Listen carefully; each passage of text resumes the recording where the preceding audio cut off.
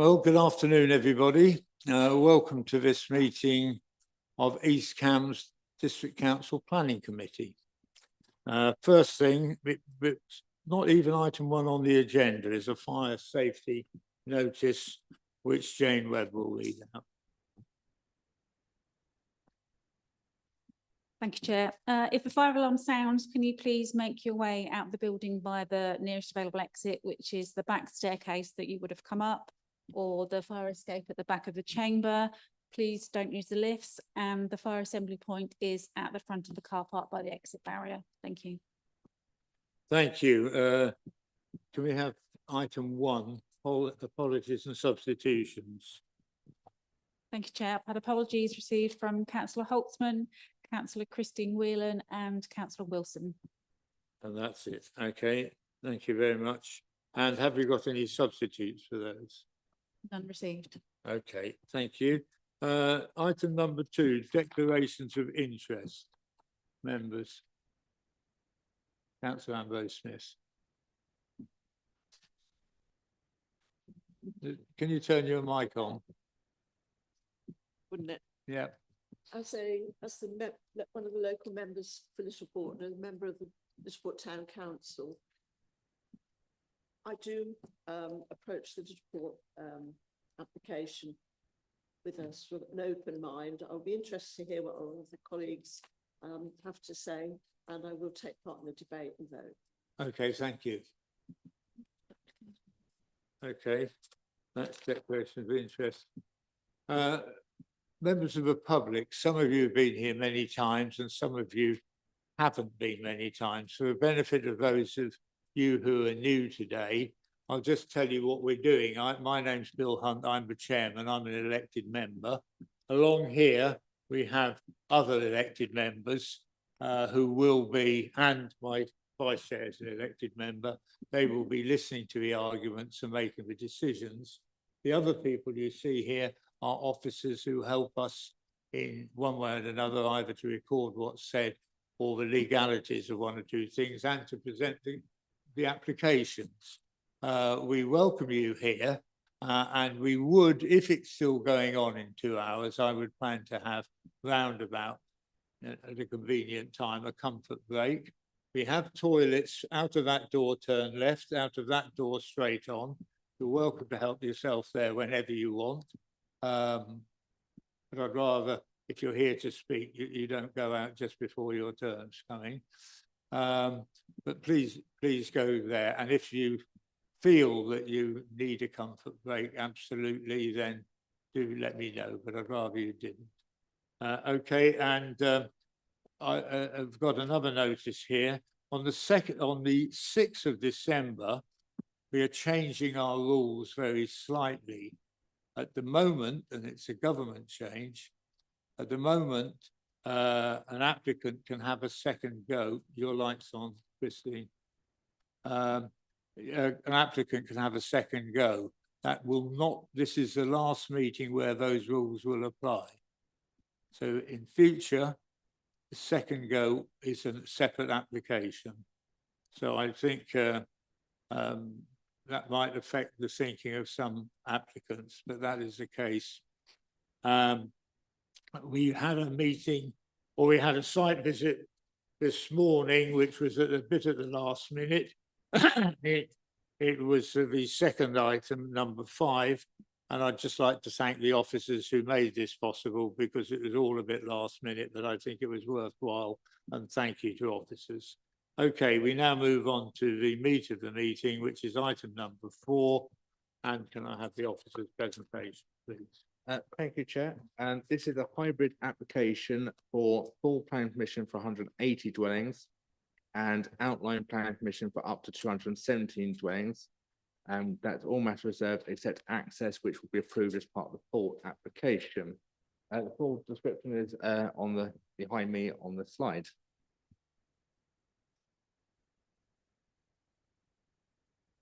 The site is within the village framework, which you can see by the black line on that plan. It connects primarily onto the A10, which will be through a new roundabout.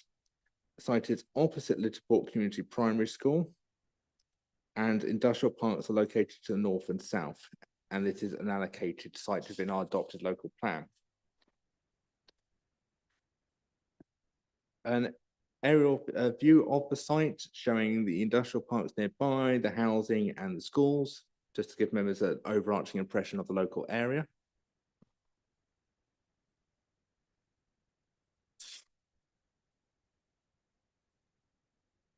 As stated, the full application is for 180 dwellings, and the access points, which will primarily be off the A10 by the roundabout, that are access points to self-build, which are part of the outline phase coming later, off Woodfen Road. The full application also includes the majority of the facades, the landscape and the play space. And there'll be a future outline, as I was saying, for up to 217 dwellings with all matters reserved except access. The more darker area, which is this bit, is the full application, and then that bit, and then those bits are outlined. And just so members don't get confused by the direction of the plan, note the north arrow at the bottom, which points towards the left-hand side.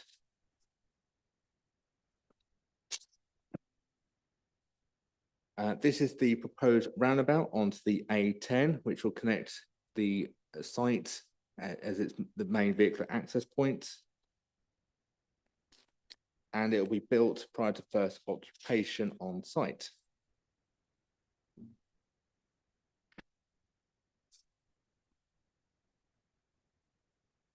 Woodfen Road is having improvements and additional access points. There will be a cycle footpath link from the Little Port to exit to the south point of the site. And it will go up to the primary school crossing at Parsons Lane and connect there to the school.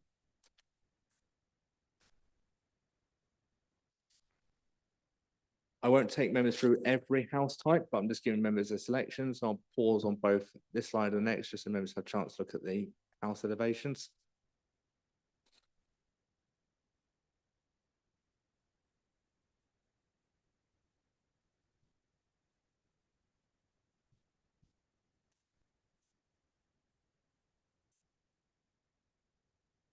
The main considerations are the principal development, highway safety, housing mix, visual and residential amenity, flood risk and drainage, ecology, and the section 106. If I can start with the principal development, as I said before, this is an allocated site in the local plan known as Policy Lit 1.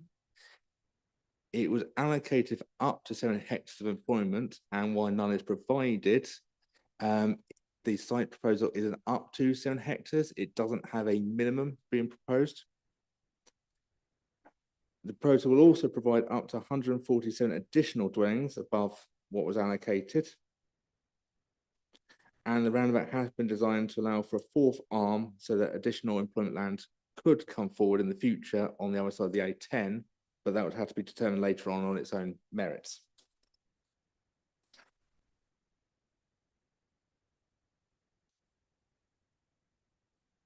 Highway safety, just to confirm, there have been no objections from the local highways authority on the latest amended plans. The access points and site layout has been amended to overcome many concerns raised by the local highways authority. So that's why some of the applications taken time to get here. And the section 106 and conditions will be required for off-site road improvements and other highway improvements. A lot of the local concerns raised are in regards to Woodfen Road and construction traffic.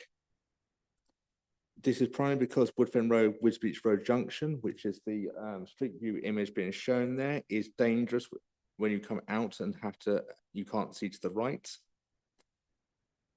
The developer previously sought to propose a construction access opposite the primary school, but has now changed that in order seeking alternative construction access points that would avoid coming down Woodfen Road. So there's for a suggested Kemp condition to be submitted to allow for that revised Kemp to come forward. It's just for members to also note that any Kemp, which is a construction environmental management plan, details are off-site, the local planning authority cannot enforce those elements because they're not part of the site. They'll be on the highway, so it'll be up to other bodies such as the highways to enforce certain elements if required.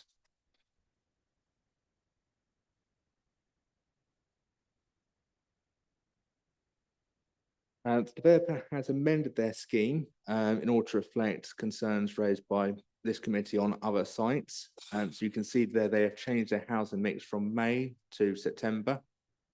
So they've amended their scheme in order to better fit the current SHMA requirements.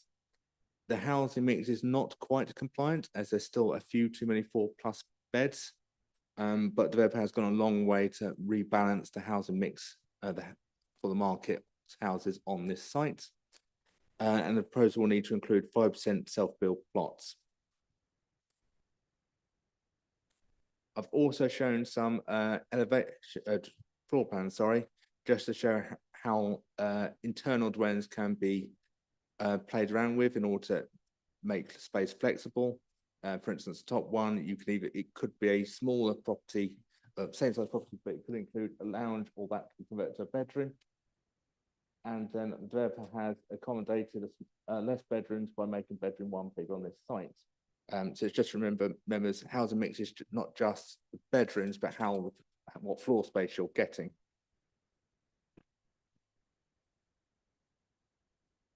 Affordable housing, the developer is applying for 20% affordable housing on a 77-23 split. This affordable housing provision is considered to be acceptable as it follows the independent market viability assessment the council did a few years back. And it's also should be noted that affordable housing is suitably spread out across the site. So it's not all in one location and no street is defined by affordable housing. Visual amenity, another reason why this application took some time to get to an acceptable state is that design was being improved, specifically over the last 1.5 years. And during that time, we employed an independent urban designer to look at the scheme and come back with their independent comments. Obviously, you can read these comments are within the report, but the bit I want to focus on is near the bottom where it says, overall, as the master plan strategy is so strong, we consider the scheme to be acceptable and compliant with principles of paragraph 126 and 130 of the NPPF, the National Design Guide and policy E and V2 of the local plan. In short, it's their professional opinion that this scheme meets the definition of beautiful design as required by the NPPF.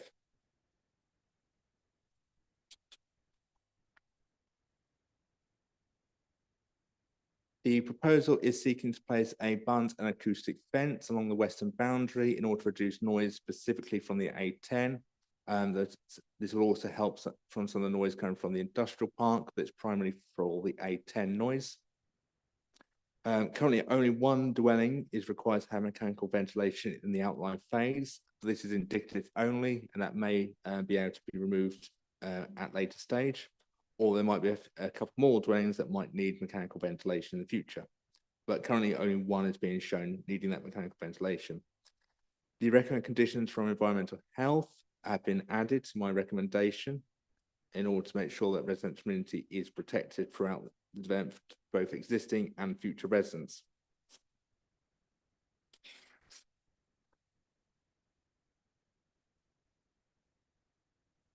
Flood risk and drainage. Just a note, the IDB or the Internal Drainage Board are no longer objecting or raising concerns in regards to this site. And the lead local flood authority has no objection in principle to the proposal, but is seeking more details, and that's why the condition is recommended to get those details.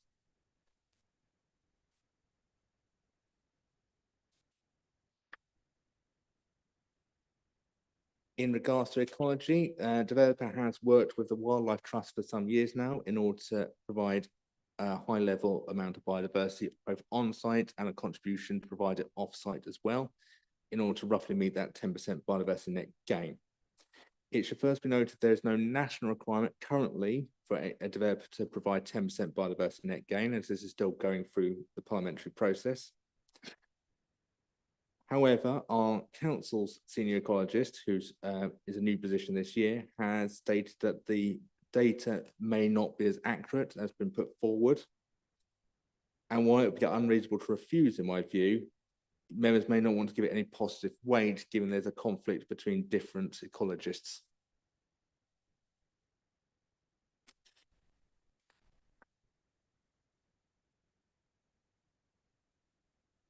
The developer has amended their scheme recently to increase the amount of equipped play space.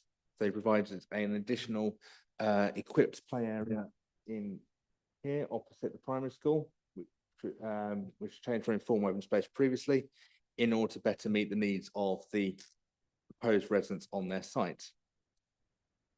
So in my view, the open space as the developer is showing will mitigate against the demands of future residents, as well as allowing obviously play space provided for others in the locality to come and use that play space when needed or desired.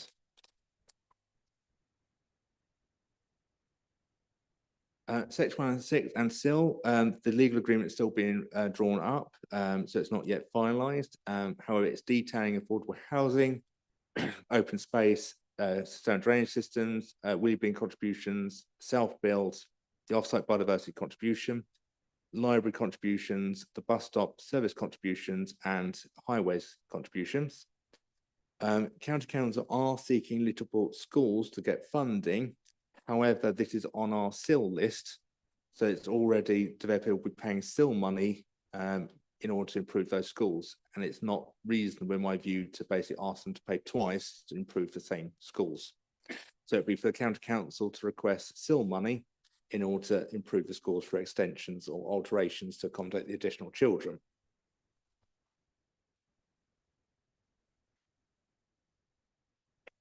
In summary, the principal is considered acceptable as it is on an allocated site. The proposal is considered bringing forward a significant amount of dwellings, and it's considered benefits outweigh any harms subject to conditions in section 106 as recommended. Therefore, my recommendation is to have delegated powers to either approve this application following the sign of section 106 and the agreement of extension time in order to allow this, which is in detailed in paragraph 1.1 of the officer report. Just a note, following our site visit, some of the bus stops look like they have been recently improved, and therefore the conditions and section 106 might need to be modified in order to accommodate that change, rather than developer providing that to pay money towards county council for any works already done, potentially.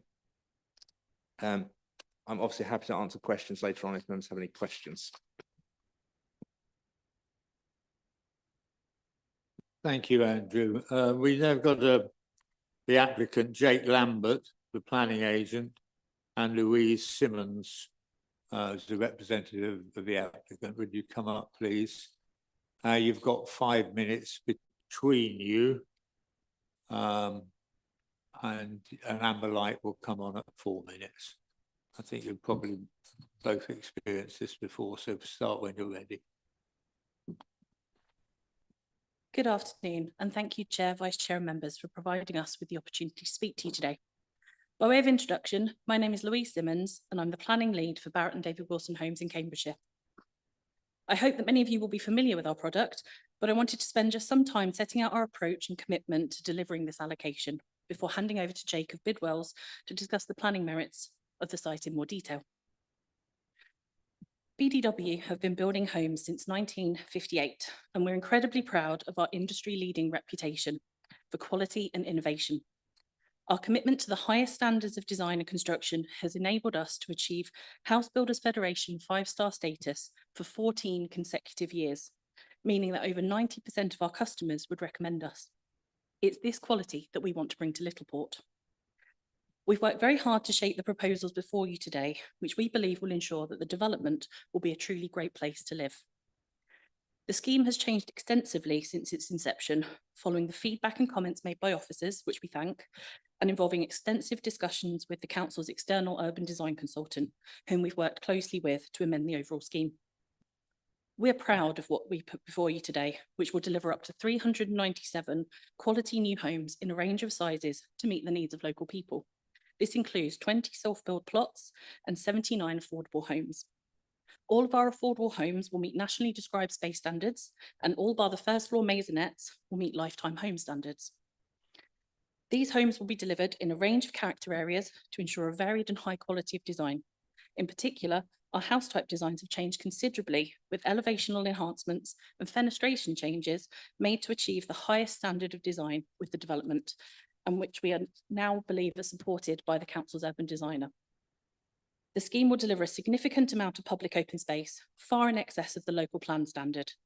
A neighbourhood equipped area of play will be provided opposite the Little Port Community School, with a locally equipped area of play at the heart of the development and 2 local areas of play across the site.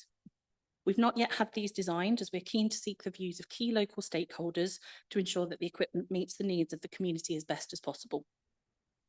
In addition to these formal areas, we're also providing considerable areas of natural green space to the western and southern extents of the site, both to soften the boundary to the countryside and provide biodiversity offsetting. This, in conjunction with the off-site contribution mentioned by the case officer, will ensure that the site delivers the equivalent of a 10% net gain, which is not a statutory requirement of the application, and we feel should be afforded considerable benefit weight. We've also listened carefully to the feedback received from local residents and the local head teacher, and we will be seeking to take construction access through the existing industrial estate as opposed to along Woodfen Road. We're currently working with the landowner on the required legal agreement to formalise this, and we hope that this further demonstrates our eagerness to work together with local stakeholders to ensure the site is brought forward in a way which benefits the wider community. Many thanks, Louise. As Louise mentioned, the applicant has worked collaboratively and constructively with the District Council and stakeholders over many years to deliver an exceptional scheme for this allocated site, which will provide a range of significant local benefits on top of those Louise mentioned previously. Firstly, the proposed housing mix has been carefully refined with input from your housing officers to closely align with the strategic housing market assessment and to reflect other emerging housing sites in Littleport to ensure that the development provides a balanced accommodation offer for the town, while delivering a significant contribution towards the district's housing requirements to 2031. Secondly, as Louise mentioned, the development will provide significant on-site biodiversity net gain alongside an off-site contribution towards a nearby offsetting scheme to deliver an equivalent 10% biodiversity net gain in advance of legal requirements. As Andrew mentioned, this position has been agreed with the Wildlife Trust for some time. Thirdly, the applicant has worked collaboratively with the highway and education authorities to accommodate a late revision to Woodfen Road to provide a missing link between the Granger Lane development site and the primary school to deliver a wider connectivity benefit for the area and for the wider town. Finally, the development will provide significant additional enhancements to local infrastructure secured through Section 106 agreement and planning conditions. In summary, the scheme before you is one which we believe represents a very high quality development which aligns with the objectives of the site allocation, has no objections from technical consultees, and provides a high quality residential development through an approach to design, review and enhancement in partnership with key stakeholders. We therefore respectfully request that councillors resolve to approve this application in accordance with officers' recommendations. Thank you very much. Thank you very much. If you'll just stay there for a minute. Members, well, you're first up, aren't you? Councillor Akinwale, we'll get it right. Yeah, of course. Thank you, Chair. A few questions for myself. The first question is, there's no mention of electric charging points in the area. Are you going to be providing these? Yes, we will. To every Is that- property. Every property, okay, thank you. Second question, in terms of the accessible units provided in the area, you have accessible parking bays as well provided for the accessible units. Yes, the parking spaces for the Lifetime Homes units will meet the Lifetime Home standard. So that means you have accessible parking bays. Okay, Yes. thank you.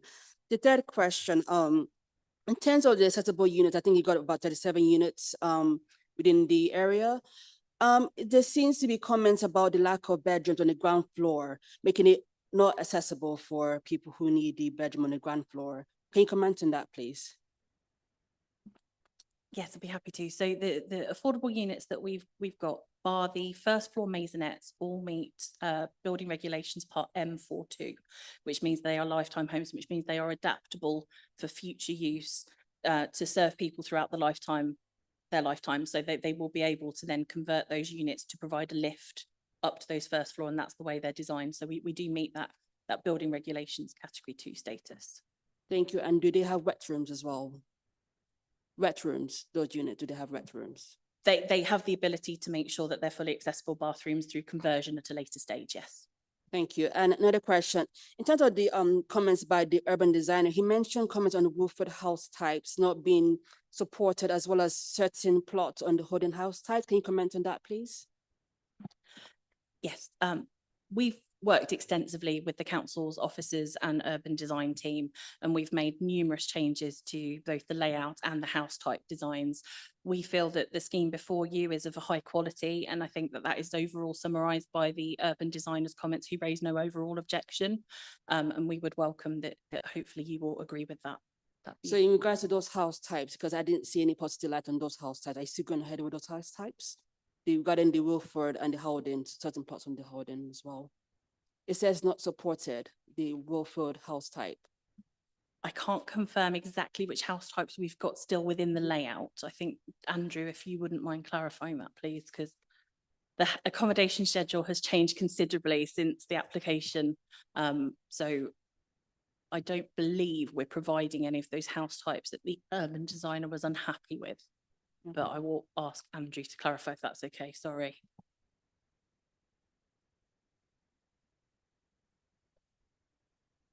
I'm just looking through the front sheets and there's no, it was Woodfen, I think was the question. Yeah, Wilford and some plots on the Howden house types. Yes, they're not, they're not now being provided. There's Wilfords, but no others. Thing was approved. Avondale.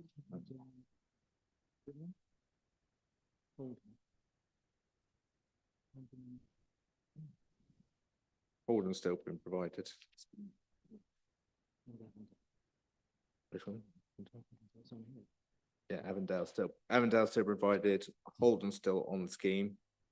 But the one that said Woodfen is no longer, Woodford is no longer on one of the proposed house types. Okay, thank you for that. Another question, in terms of the lighting that's been raised by the design officers, is that been sorted out, the lighting in regards to the leap areas, the lap areas, and the cycle lanes as well, the lighting in the areas? Oh, sorry, sorry, I thought that was a question to the applicant. The lighting.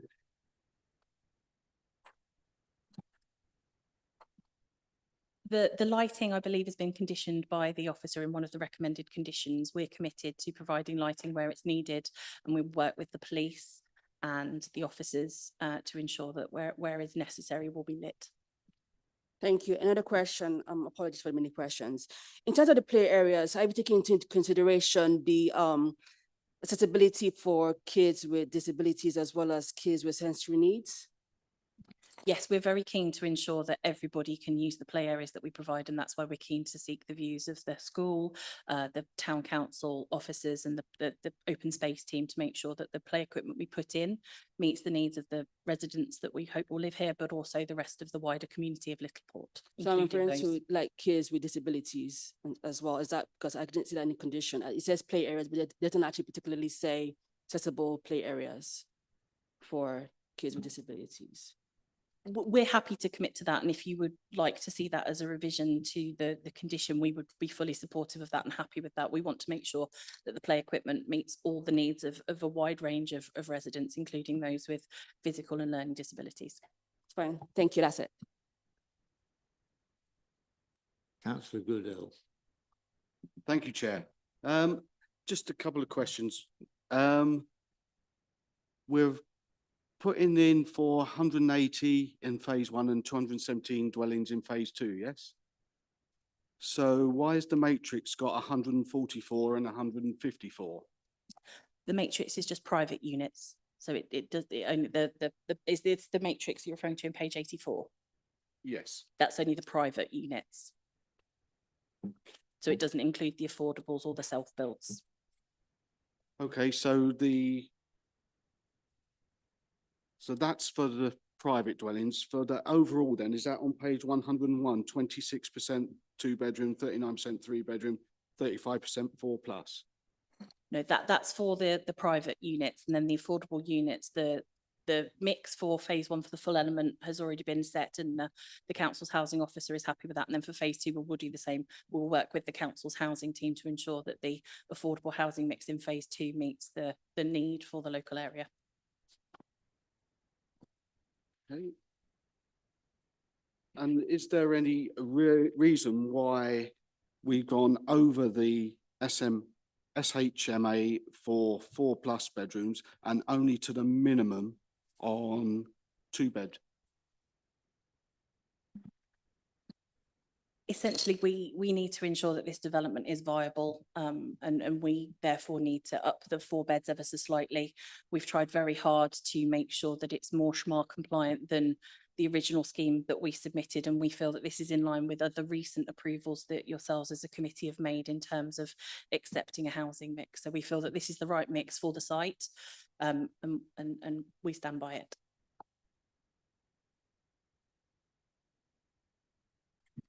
Councillor Clapp. Thank you. I have a number of questions to ask you.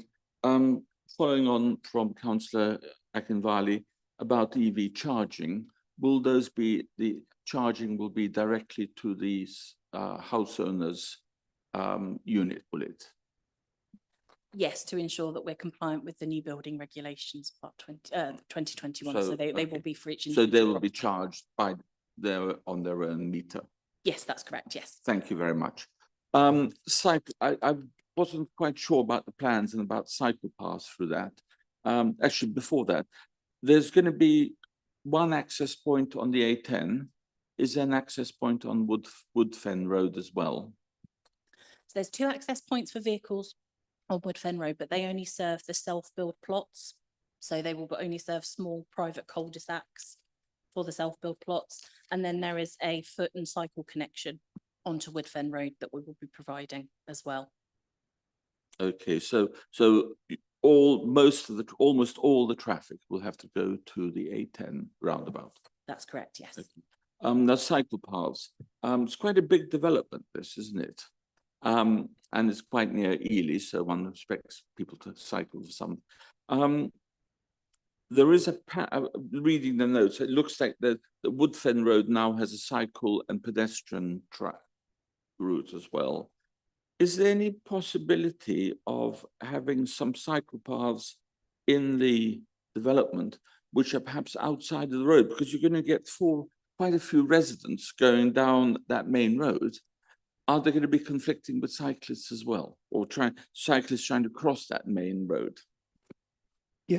Yeah, thank you for the question. It's something that we worked with the external design consultant for some time to kind of deliver a continuous, uninterrupted cycle link through the kind of main spine road through the phase 1 scheme. So that's been accounted for, a kind of a separate cycle link really through the heart of the development. Yeah, so that's been considered. But the cyclists will, although they have a separate path, they'll be going along the same path, same route as the main spine road, and actually crossing the spurs off that road. Is that right? Not necessarily, no. So as I say, something we worked with the urban design team for some time to deliver a continuous cycle link through the centre of the scheme, and we kind of without contact with cars. Is that correct? Yeah, correct. Yeah. okay? Yeah. It's not apparent from that. Yeah. Perhaps I'll ask Andrew afterwards. Sure. About that. Okay, so we can do that. Okay, thank you. There's one other point. Plus stops. Yes, cycle paths, how many affordable housing? Yeah, it's pity there's so few affordable housing for development this size, I think. So we've committed to providing 20% affordable housing, which is in line with the council's recent viability appraisal, and which has been an adopted position, I believe, of the council for some time now. So we were providing that full policy compliant 20%. Right. And the other one is about parking. I noticed it's exactly for this full application, exactly 2 car parking spaces per house average. That seems for quite a number of 4-bed houses, as we've seen, which are more likely to have 3 cars rather than 2. So there's going to be a lot of on-road parking. And I've seen it in other developments. If there's not enough space, it's cluttering up the road or the pavement. Thank you. So some of the plots also have garages. So the 2 parking spaces per dwelling doesn't include those units with garages. So there will be some plots with an additional garage to provide parking or storage needs. Cycle parking will be secured for every plot, whether that's in the garage or whether in the sheds. And then there is also visitor parking. We've worked hard to ensure that the scheme is compliant with the local adopted plan policy for parking. I think it's inevitable there will always be some element of on-street parking no matter what the development, but we've provided the amount of parking that we've been asked to provide by officers and that we feel is appropriate for the development. Councillor Lay. Thank you, Chair. Just a very simple question because I didn't quite understand. Are we actually saying that there is a charging point at every single house on this development? Yes, to be compliant with the building regulations 2021, every house will have an EV charging point. Okay, I'd just like to ask you, what arrangements have been made? Maybe I've missed it for wheelie bins. Thank you, Chair. So every property will have wheelie bin storage in their back gardens. And then every property meets the minimum bin drag distances for the recap supplementary planning document. So we've got bin collection points where there are terraces, for example, or private drives, and they're within the correct drag distance for your refuse collectors. So every property will be provided with the correct amount of wheelie bins, and the Section 106 will also secure the contributions for us to pay for those wheelie bins to be provided to those properties. And you have realised that we may well be having 3 bins per house in the near future. It's not uncommon. We come across a lot of authorities now with 3 bins. So there's enough adequate room in each of the back gardens to provide those and the bin collection points. If needed, we can enlarge them, and we'd be happy to do so if needed. Thank you.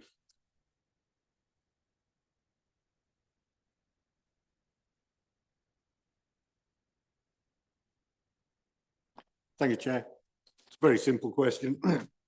We're being asked to approve this or delegate this subject to you agreeing to any necessary time extension. Can you confirm that you will be agreeing to any necessary time extension? Should members see fit to recommend approval of the resolve to approve the application today, of course, we want to work with officers to resolve the Section 106 and get this site. We're committed to delivering these homes in Littleport, and that would involve extensions of time.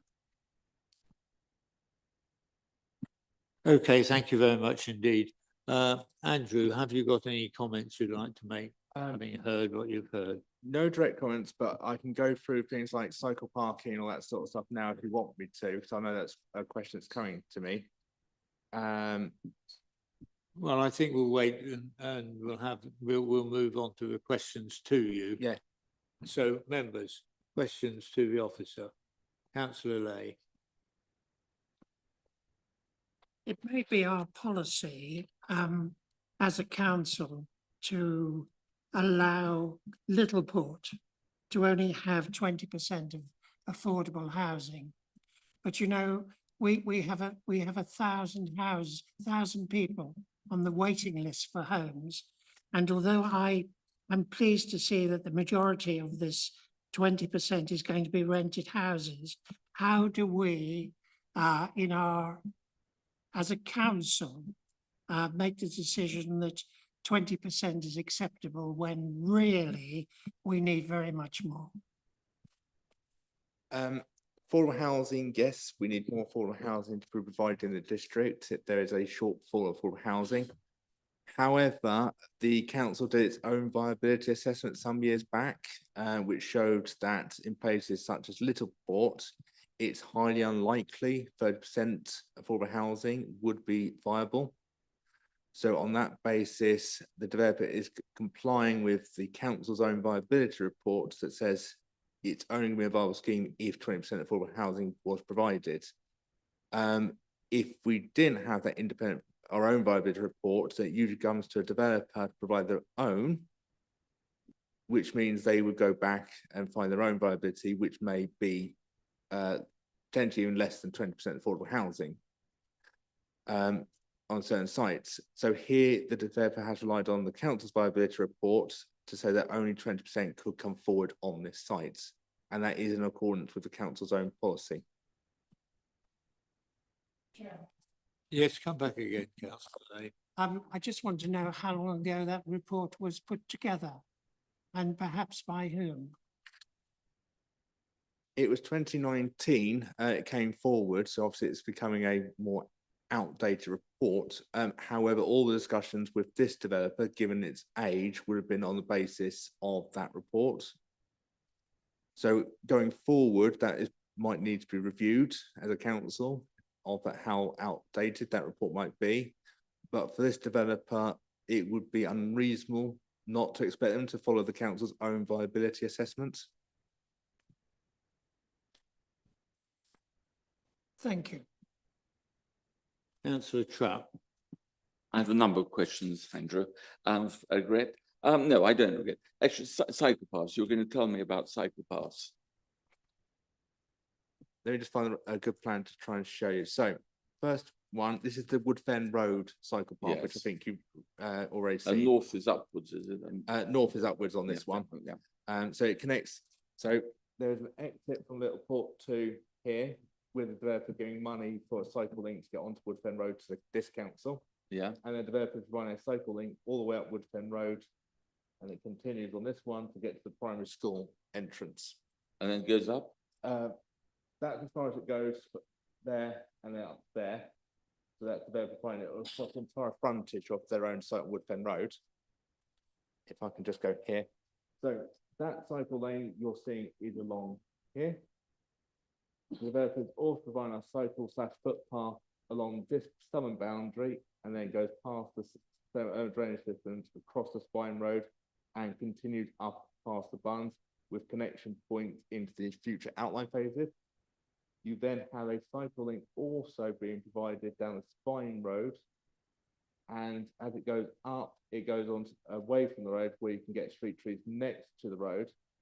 However, where you've got the access points to additional houses, driveways, you couldn't get the trees on that side because it would interrupt visibility displays, so it would have created highway danger.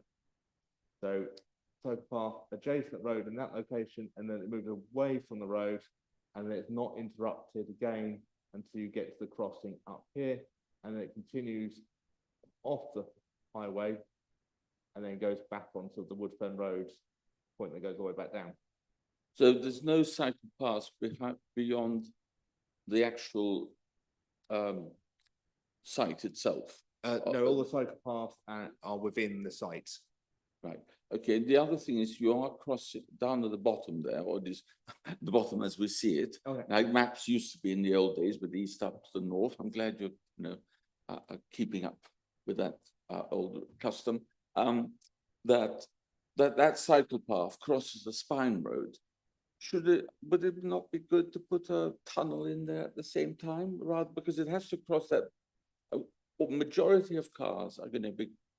It's going to be quite busy, that road. A tunnel here, you mean? Yes. I would have to work out the expense, but tunnels aren't cheap. They are very expensive pieces of infrastructure. As long as if they're not retrofit, they are much cheaper. That is something that's not been put forward to the developer. It would still be a large cost. And it would also, this bit is a 30-mile hour, so it's not an unsafe place to cross a road.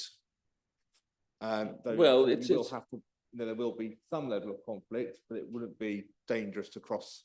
No, that but you've location. got quite a lot of traffic, certainly in the morning and afternoon going there. And I suspect the cyclists can wait there for about 10 to 15 minutes to get across that road when there's a lot of traffic. Again, that may well be true, but it's been designed. Okay. Highways have looked at this to make sure it's safe and practical. The transport team and county council have also looked at this scheme and have said it's acceptable, subject to the conditions and off-site contributions mentioned in the report. Obviously, that is up to you if you wish to put more weight on that issue. All I'm saying is from my point of view, that doesn't make the scheme unacceptable. Okay, all right. The affordable house, I think you mentioned that your original local plan had fewer houses than at the moment. Is that right? I think you mentioned this is 367 all Yes, so the told. local plan, I'll double check, but it's 397. 250. How many to three? Approximately 250 in the local plan under Liverpool One policy. Yeah, It also included up to 7 hectares of employment land. So developers not providing any employment land on this site. And that's why the housing number has increased. I think it's 197, I calculated, or 147. I mentioned just a minute ago. No,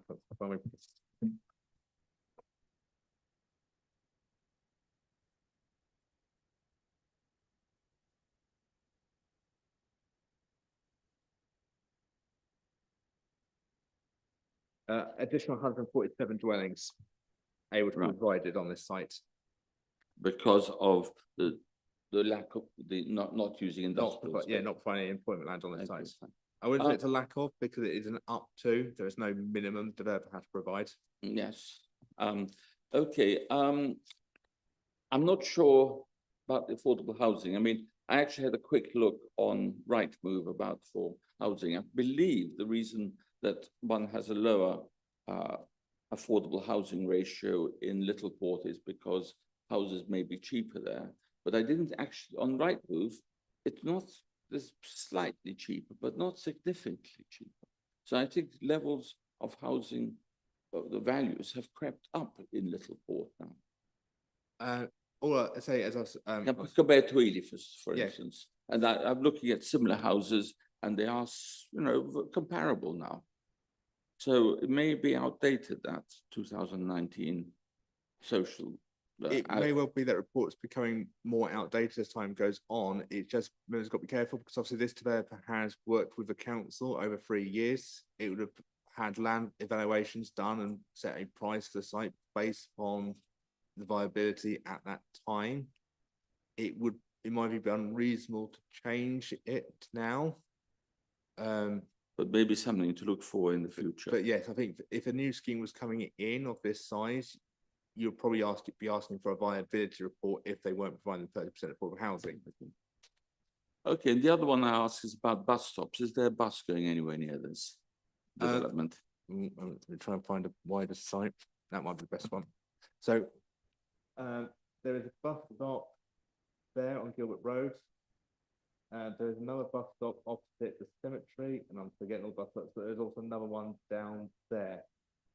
So this development is served only really by one bus stop, which is northeast of the site. There are no bus stops on the site, and there are in walking distance, and that is in accordance with what the transport team have asked for on this scheme, and they've asked for a contribution to improve the bus service, which is in my report, and it's double check the sum, but I think it's about 100,000. £190,000 and a bit towards Liverpool bus services. Per year or just a It's one-off contribution. One-off contribution, which is about one bus. Yeah, okay, all right, thank you very much. Councillor Goodell. Thank you, Chair. Just think for you to look at, because I've asked a question about the difference on the matrix and the houses, and I was told 298 houses is for private buyers, yes? Wait a second. So this housing mix is purely the market properties. Okay. Which is what's And looking at your other slide that came up is 36 affordable housing, yes? I was, wait a second. Yes, so that 36 is just on the full application element. The full application. Yeah, so this is the affordable housing provided just on the full application. Yeah. An additional 20% on whatever they provide on the outline phase would also be affordable. Right, because my question was going to be that 298 and 36 is 334 houses. That leaves a shortfall of 63. What are they? Wait a second. Just so I understand, make sure. So And just come back to this one. So this is your total numbers. So third application is 180 dwellings with the 20% affordable housing, as we mentioned. On the outline plan mission, it's up to 217 dwellings, which includes both the market and the affordable. Obviously, if less properties come forward, there'll be less affordable housing. So the future phase is up to 217, and of those, 20% would be affordable. So I think the market properties, so I'm just doing, maths is not my strong point, to bear with. So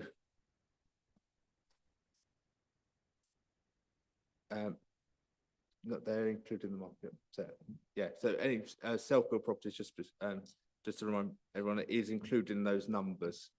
So that, for instance, 217 dwellings, the future phase includes your self-builds, which are counted as market properties. Okay. Does that make sense? How many self-builds are there then? It's 5% of the total. Developer is currently showing 19, which in my calculation was one short. But there is plenty of space for that additional pot to be found if needs be. As you've, let me just go back. So currently, the developer is showing that as the self-build area for the site. But technically, every self-build property is a outline application, and then that's come back for their own reserved matters.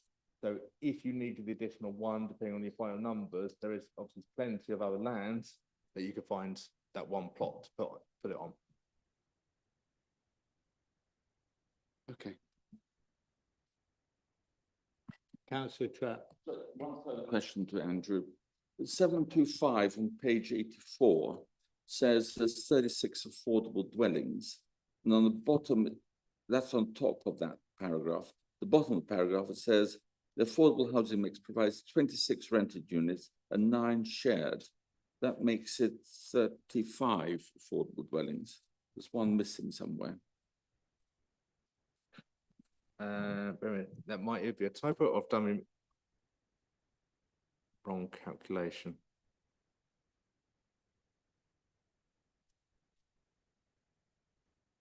I've probably done a wrong, putting the right typo, but yeah, the developer is providing 36 affordable dwellings. So is that 26 rented and 10 shared, or 25 or 27 rented and 9 shared? Be honest, I wouldn't have to tell you straight off the top of my head. I'd have to double check what's provided, but it's on a 77-23 split. Tell me what's it, rent and what's shared. Actually, if it's 27 to 9, that'd be 75%. So it must be 26 and 10 shared. If you're going to a 77-23 split.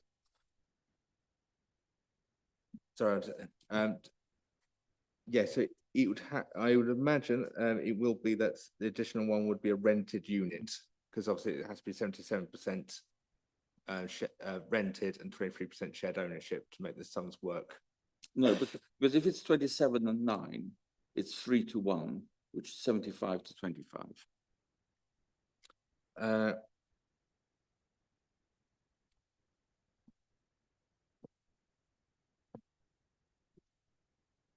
Even I can do that now. Can double check this, but I'll have to come back to it again. I've got to work through the maths and look at the plans again to doubly make sure. I'm pretty certain the developer is applying, because obviously certain numbers are rounded when they provide. So if it's something like 24. We seem to be. 0.4, it might be rounded down to 24. If I can interrupt, I don't know if the applicants, it's rather exceptional, but can the applicants help with some figures here to satisfy Councillor Trapp? Just the question that Councillor Trapp is asking, please. Just on the affordable housing split, or would you like the split of the total units to follow up on the question posed? Just the affordable housing split. Yours. So the application seeks up to 397 units in total. That's made up of 20 self-build, 79 affordable, and 298 market. which gives you the total of 397. Given the outline element, it's up to, so the exact final number of affordable and market houses isn't fixed, but if we built all 397, it would be made up of that split. And Jake's just going to answer on our affordable housing for you. Yeah, as Louise mentioned, so 79 affordable houses in total, 36 of those coming in phase one, with the remainder to come in phase two. Just to note as well that the housing strategy team at the district council have reviewed the split in terms of between shared ownership and affordable rent, and they're comfortable with what we're proposing for phase one. And obviously the detailed mix for phase two would be determined with a kind of a subsequent reserve matters application in future. Is that sufficient, councillor? Well, it still doesn't affect the 36 affordable dwellings, whether it's 26 rented and 10 shared, or 27 rented and 9 shared. I'm going to look to Andrew because we've provided an affordable 10 years drawing, which unfortunately I don't have in front of me, but I believe Andrew does, which sets out the on plan form, which are the So affordable rents. we'll get a correction about that. Thank Correct, you. yes, yeah. Okay, thank you very much for that. I think the applicant is going to supply the extra information. Andrew, I think Yeah, if that's what I need to go and grab an additional plan from downstairs, if you want that answer on that plan. the applicant is going to supply councillor Trapp with the answer. Okay. Okay, I think we've now, councillor Lay. Yes, Andrew. On the part of the plan which is outlined, rather than the full application, are you saying you're going to stay with 20% affordable housing, or is there any room to find some more rented properties? The starting point we currently got is it will be only 20% affordable housing. It's not unheard of for a legal agreement to have a update clause sort of thing to see if the affordable housing needs to change, given future market prices. But that's not currently being drafted into the Section 106, but it is possible to do if members wanted it. So that means once the outline comes forward, they would have to do a new viability report at that time. And that may either increase the affordable housing or decrease it. So what are you actually saying, that we could put a clause in to have that looked at again, even if we may lose out or we may gain? That is correct. You can put a clause into a Section 106 to have it reviewed at a set date. And is that acceptable? It's legally possible to do. I'm looking at Andrew, but it's been done on North Ely, for instance, I know. And given the length of time of that development would come forward, so it is possible to do. So if members wanting to have that we can put that into legal agreements. But catch all, it may go up, it may go down, it may stay the same. Chair, I feel that that's from this side of the council. I think that would be more acceptable, because amongst my colleagues, I feel 20% maximum doesn't really cover what we want as councillors for our people in the field. So I would have suggested that that is a more acceptable situation to be in, that even if there's a chance we'd lose out, but I think it's a more acceptable situation to be in, having some form of legal agreement where we have a look later on during the full application for the rest of this site. Planning manager, is that possible to cover that in the application? Chair, that would only apply to the outline phase, the full permission with the 36 units of affordable housing. But there could be a clause in the Section 106 agreement to deal with the outline phase to review the viability of the 20% standard that's proposed at the time that the next reserve matters application is brought forward. I think we could put in a clause along those lines. And we could include that in probably quite a short bit of time span, in the next 5 minutes or 10 minutes. No, because it'd be part of the section 106 document, but we know what the requirement is. But we and it can would be- cover it in our application. You can resolve to add that in the decision that you make, but you wouldn't be able to come up with the exact wording for it. That would be something that Angela would need to discuss with the applicant's lawyers.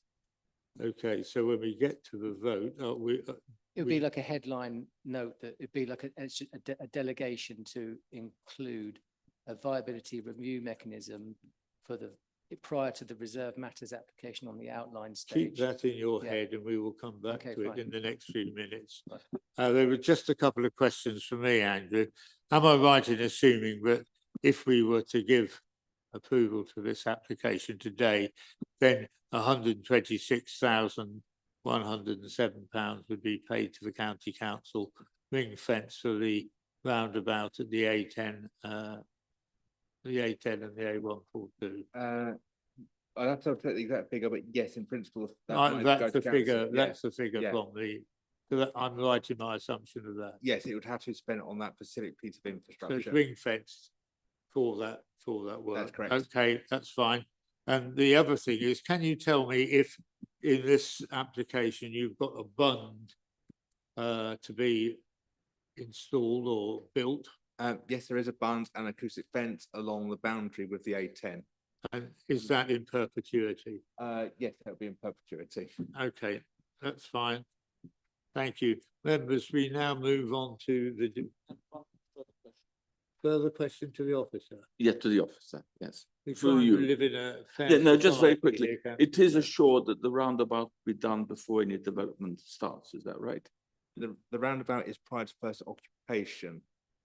So where's the access to it will be for during construction phase? So the developer will have to come in prior to development to agree a construction environmental management plan to show how they will build this site.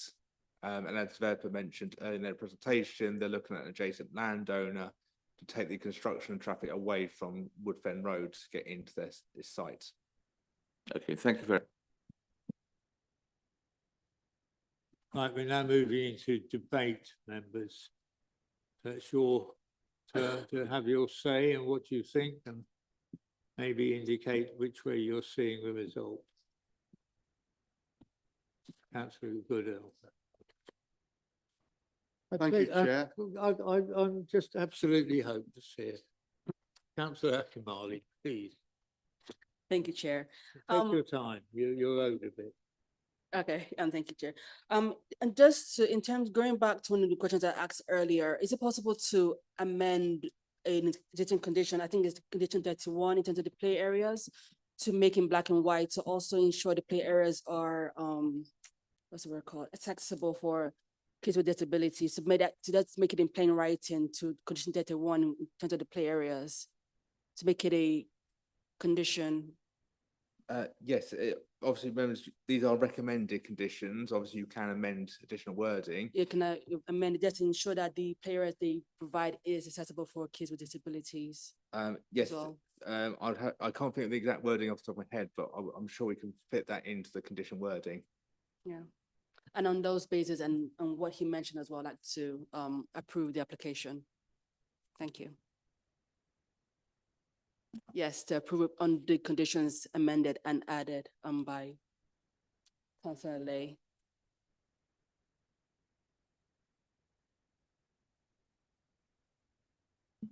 Thank you, Chair. I'd like to thank everyone for a good presentation. I'll let you know, I live on Queens Road, which is just around the corner from this development.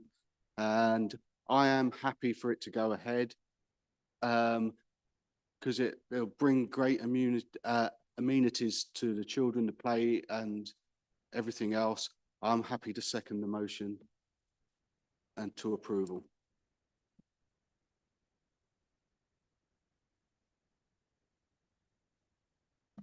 Yes, I think as long as we have a look at the other phase, and we have a look at social housing on the next phase, I am as things stand, happy to vote in favour of this application.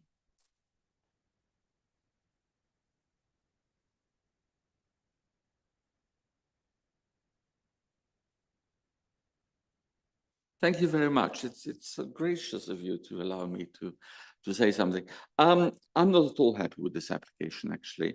I think the 36% four-bed housing is really squeezing it. I think we need more houses of lower bedrooms, of more affordable. This is definitely playing to the people who have more money. I think the 20%, I know it's actually a condition, viability condition, but I do think it is actually out of date now in this area.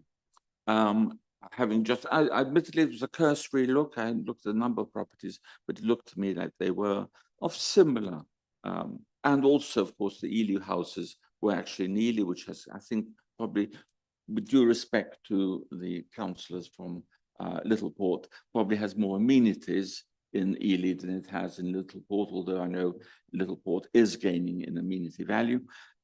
So I think I don't think we should be accepting something which is so blatantly out of the matrix, the design thing of 36, when it says 20 to 30%. And so I shall be voting against this. Councillor Brown. Thank you, Chairman. I'm just getting a little bit uncomfortable about the way this discussion is going about viability and 20%.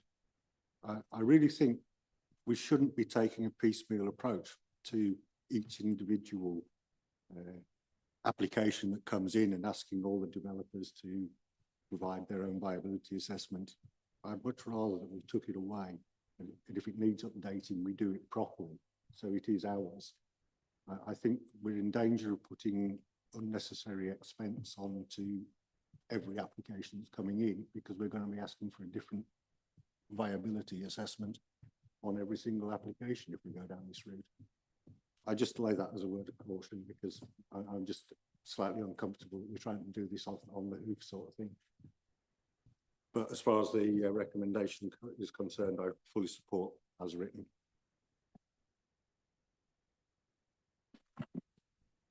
I must say, I've been thinking about, in the last 5 or 10 minutes, I've been thinking about this, and we made these decisions about the percentages at full council, and everybody who was a member at the time was party to it. We listened and studied the different areas and looked at what was practical and realistic to get in terms of affordable housing, and I felt the argument was good. I think Councillor Brown, on reflection, having listened to him, I think he's correct, and I feel that it's something which should be handled at full council if we do it, if we change it.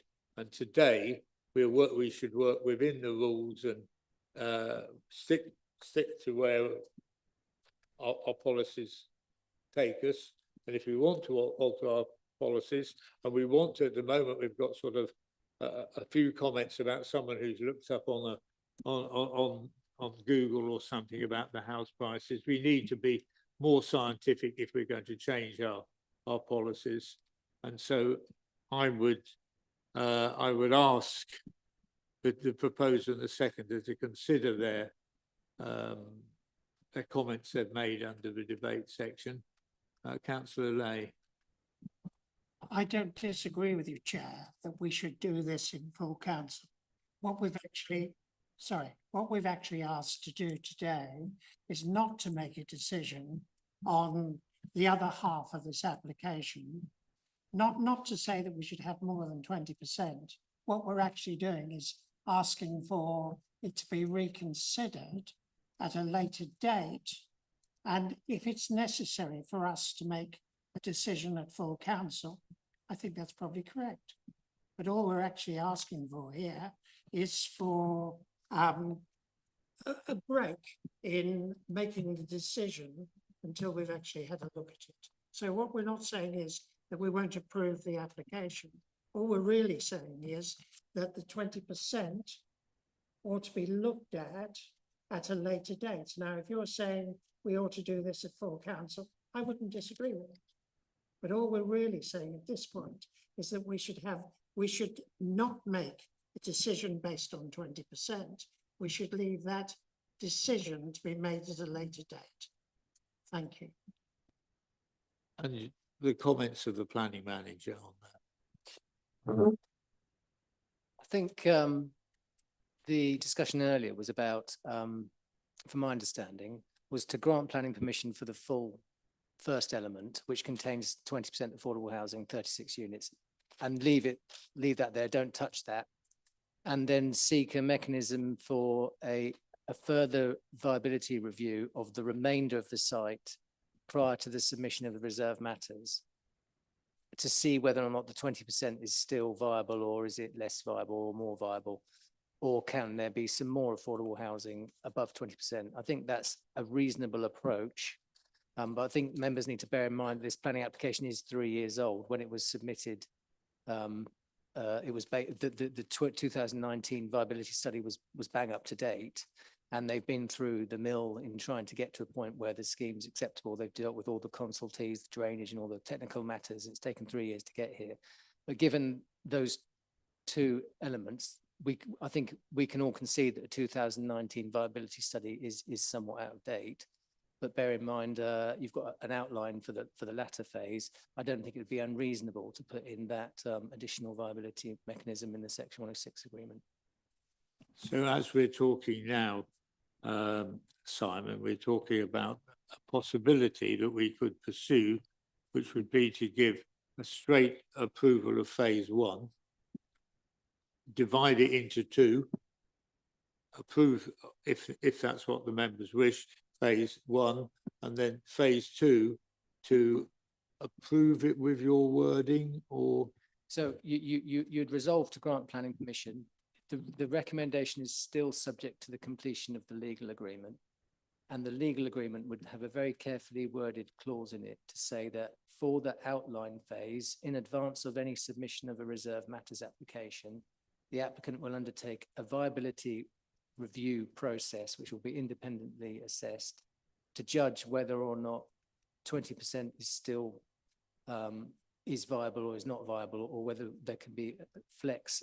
And I think it would have to be fair to the applicant. It would have to work both ways. You'd have to risk it coming lower than 20% or higher than 20%. I don't think it'd be fair to say the viability mechanism must start from this level. It should have the ability to flex either way, otherwise you're not following the evidence. But it's common to have that kind of mechanism in a multi-phase development. It's usually when you've got a much longer time horizon than this, but I think it can be applied to a scheme that's clearly divided into two phases, because you don't even really know when the second phase is going to come through. There might be a sudden property boom in the next 3 or 4 years, and all of a sudden the landscape's changed. So I don't think that is unreasonable, and it's quite common in other developments. Okay, so we're going to listen to Councillor Trapp.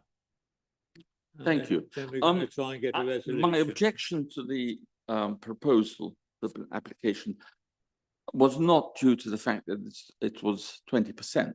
I accepted the fact that at the moment we have 2019 viability study, and therefore we have to accept 20%. What I was saying really was that it was actually increasing number of 4-bed houses here, which is well beyond what I think we require in this area. And therefore, actually, had it been something like 30% four plus beds, and say 25 2 beds and things like that, then I might have been accepting it. But actually, we're really going for the top end of the market here, and also having an acceptable affordable housing. I think the other thing about I take Councillor Brown's point of view, and I think this is very good, very interesting, because for Littleport, I think we should be doing the viability study really, rather independently, rather than asking developers to do it. And I think that's what Councillor Brown was trying to say, isn't it? That the number of developments coming up in Littleport, we should be doing the viability study, actually. But as we are today, looking at what we're looking today now, we've got Councillor Ambrose Smith wants to say something. Thank you. I've listened very carefully to the debate. I would like to make a couple of points, four-bedroom house. Yes, you are quite right. But on the other hand, an awful lot of people still work from home, either partially or wholly from home. You do really need a spare room to do that.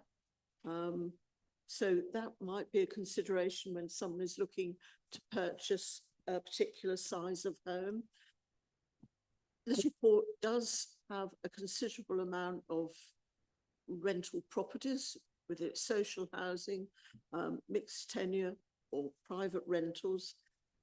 And when we talk about house prices, what appears on Rightmove and what you actually get at the end of the day, if you're selling that property or buying. I think we're there is stressing off. obviously I think we're just stressing away. I think where we are at the moment is we're going to, Councillor Trapp, I don't think agrees with the majority of the people, members, but we'll see, because we're going to go to a vote before long. And we've got phase one, which is as is and as it sits in front of you. I think I may still have Councillor Akinwale proposing that and Councillor Goodall seconding it. So I think, unless I'm told by somebody that this isn't okay, we'll go to a vote on phase one. The only thing I would add is just remember I said the conditions might need to be updated in regards to bus stop contributions and conditions. So there might need to be some wording change on the conditions. I think that the would recommendation be, apart from that is fine. so I think we, yes, Can I come in with a late comment? What I would like to see, and I don't know if at this stage it's at all possible, is to have some of the social or affordable housing with a local lettings policy. It is increasingly we get. this is so this is a planning application for what Yeah, you've got in But front of you. it's been And- included as a The amount of affordable housing, there is a policy on that, and that is a priority to local people. That is But already there. can we have a local lettings policy on a proportion? I don't think social it's appropriate with this application at all. Right. I Chair, may I just advise, I think you might have difficulty splitting the vote in two because it's one planning application that's a hybrid. It has a full element and an outline element. If you resolve to grant the full element and then suddenly refuse the hybrid, you'd be in a no end of trouble. So I think you need to resolve what you want to do with the outline phase before you then vote on the whole thing. We're going to have a comfort break now for 10 minutes and we will reassemble at past. You're welcome to help yourself to a drink or have a comfort break. I will have a discussion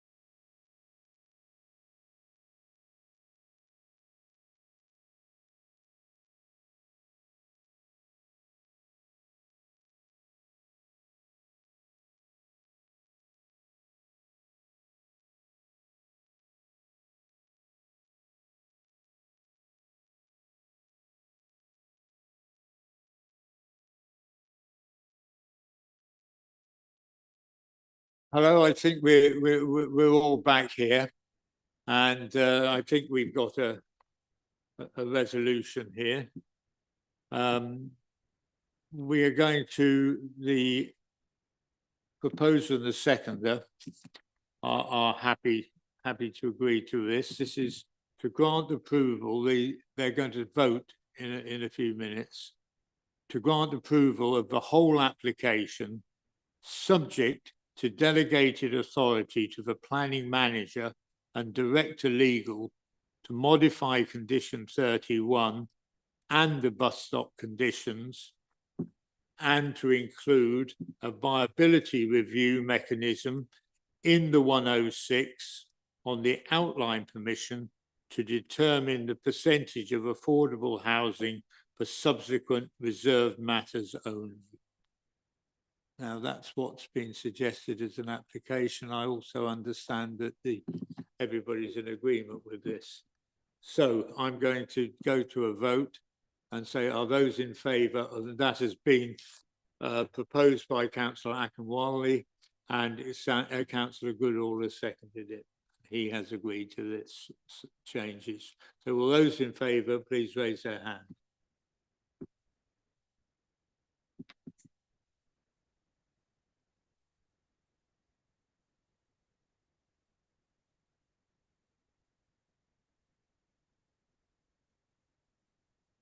Those in opposition, please raise their hand.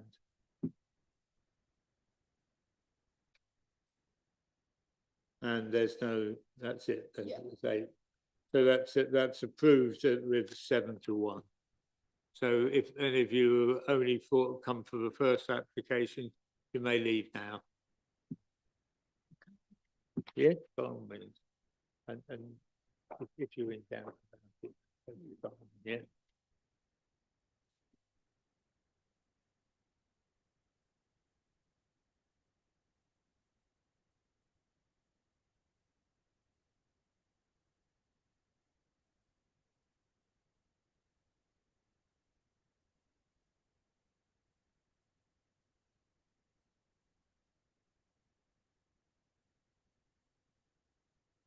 Okay, Tony, away you go.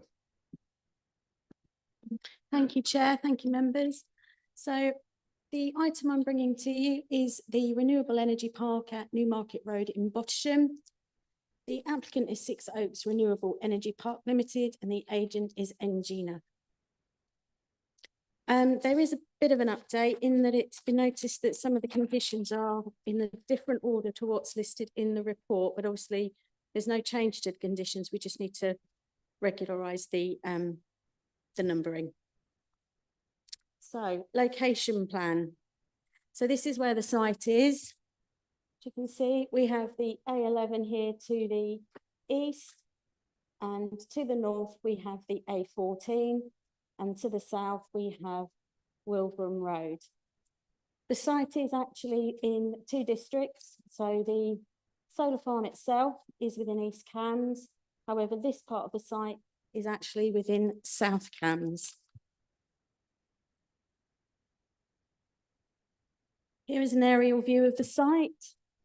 So again, you can see the intersection with the A11, A14, and the site is located here, access from Wilbraham Road, and the solar farm in this area here. Now, this is where we find out technology does work. So, as part of the site visit, we did undertake a site visit, but we couldn't actually get to the site. We have been provided with drone footage of the site, which I'm now going to play. This is from viewpoint 1, which is this here. So I will play this for you. So it just gives you an idea of what the site looks like.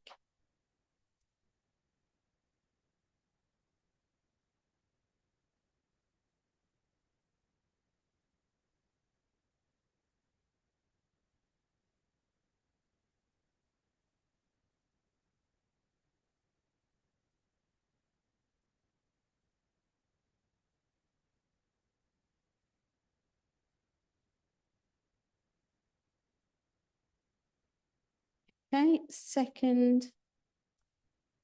Oh, I've gone too fast. So this is viewpoint 2, which is this area here.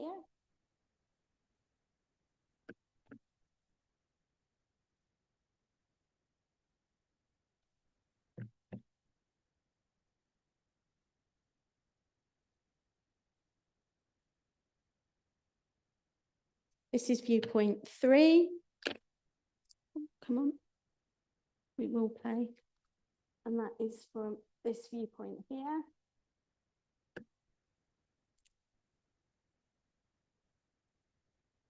So as you can see the A14 here in the distance.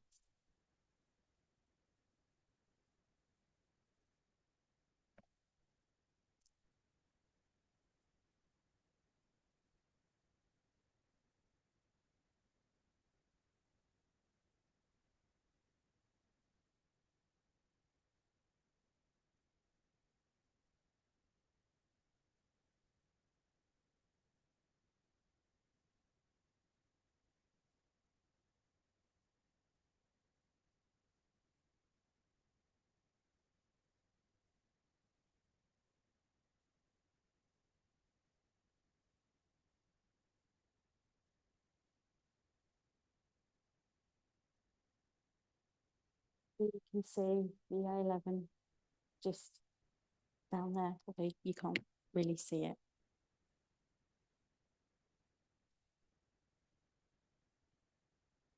Viewpoint 4. Okay. It's taken looking this way. Again, you can see the A14 along here.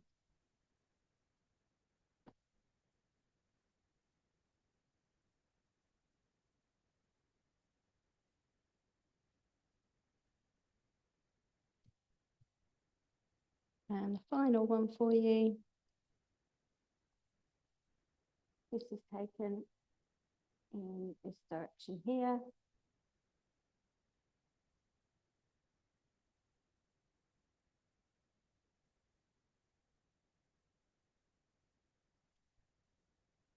So that just gives you an overview of what the site is. So in terms of the block plan, I'm just going to move my notes on. So the solar panels would be in the sort of blue, in this blue area here, with the compound and the battery storage down here. So you've got the A11 sort of running along here, and then the solar farm all along here. So in terms of the equipment on site, you would have the solar panels. They are approximately 3 meters in height or 10 feet. We have a typical transformer, which in terms of height would be 2.9 meters or 9.5 feet. Typical access tracks, so this would enable the grass to grow over, but obviously while the compound and the solar panels are being built, it would enable traffic to access the site. There would be steel units that would obviously be part of the construction, and these are about 9.5 feet or 2.9 meters. Then we have the battery equipment, and obviously there would be some substations, and again these are about 6.9 meters in height up to 20 feet. So what are the main considerations? Obviously one of the main considerations is the green belt, residential amenity, visual amenity, the historic environment, highways, ecology, flood risk, and fire safety. So in terms of the green belt, as you can see, we have Cambridge here. It's a bit of a ring donut. And then around the outside, we have the green belt. Our site that we're discussing today is here, and the black dotted line is the East Cambs boundary. And if you remember rightly, when we were on site, you could actually view the solar and wind farm in South Cambs, which is located roughly around here. So what are the purposes of the green belt? In terms of the NPPF, it's to check unrestricted sprawl of large built-up areas, to prevent places merging together, safeguard the countryside, protect the setting and special character of historic towns, and assist in urban regeneration. We also have the Cambridge Greenbelt report, and it identifies 3 purposes of the Cambridge Greenbelt: preserve the unique character of Cambridge, maintain the quality of its setting, and prevent communities in the environs of Cambridge from merging into one another. One of the conditions in the NPPF is that it states that when located in the Greenbelt, elements of many renewable energy projects will comprise of inappropriate development. In such cases, developers will need to demonstrate very special circumstances if projects are to proceed. Such very special circumstances may include the wider environmental benefits associated with the increased production of energy from renewable sources. So what do I consider, and what have I taken from the submission as very special circumstances? Obviously, it's located between 2 very important A roads. Obviously, the local authority has declared a climate emergency. It does have a relationship with energy production because there are pylons that do cross the site as well as a gas main. Obviously, we can't see the gas main, but we know it's there. The solar farm itself would provide power for in excess of 10,000 homes and would offset carbon by 9,430 tonnes per annum. The site would see a 66% increase in biodiversity with no loss of most fertile land, and the project, although 40 years doesn't seem reversible, it would be a project that would enable the land to go back to being into arable farmland. In terms of residential amenity, you can see I've highlighted 3 residential properties. We have Coventry Farm and Bretland Cottage down here. We have the accommodation at Bottisham Stud, and we have Spring Hall Farm and the properties that are in that location. However, as you can see, certainly with Spring Hall and the Bottisham Stud, they are separated by the A11 and the A14. In terms of the properties in this location, they are significantly separated by, it's approximately just over a mile, well over a mile between the site and the residential properties here. We can condition a construction traffic management plan as requested by the Local Highways Authority. We can also have a condition having a construction environmental management plan so that when construction is taking place, we can ensure they're adhering to certain conditions such as noise, dust, lighting, etc. So we can control that. In terms of visual amenity, here are some slides that I've taken from Google and some from my site visit. It's not particularly clear here, but the site is somewhere here.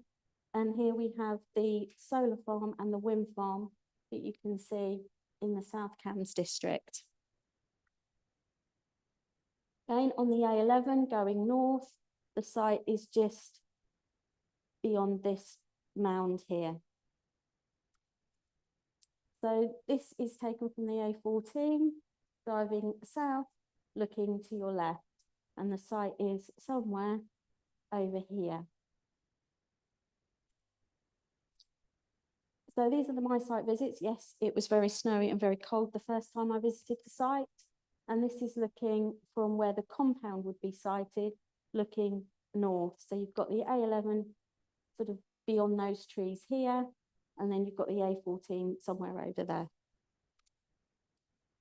Again, this is looking from the public right of way along here, and it's just looking across the site. This is looking from the public right of way going towards the bridge where we stood earlier today. And the site is located just behind that hedging here. As you can see, there are pylons and electricity cabling that do cross the site. Again, this is taken from the bridleway and an access that's where the gas main is also, and you can see the site just beyond here. Again, taken from the bridleway, you can see Hare Park and Bottisham Stud over in the distance, and the site is just located in this area here and here.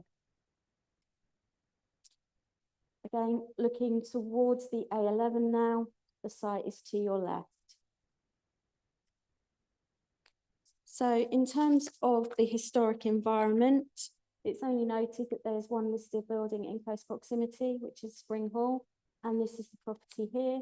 In consultation with the conservation officer, there were no concerns raised about the impact of the solar farm on this heritage asset.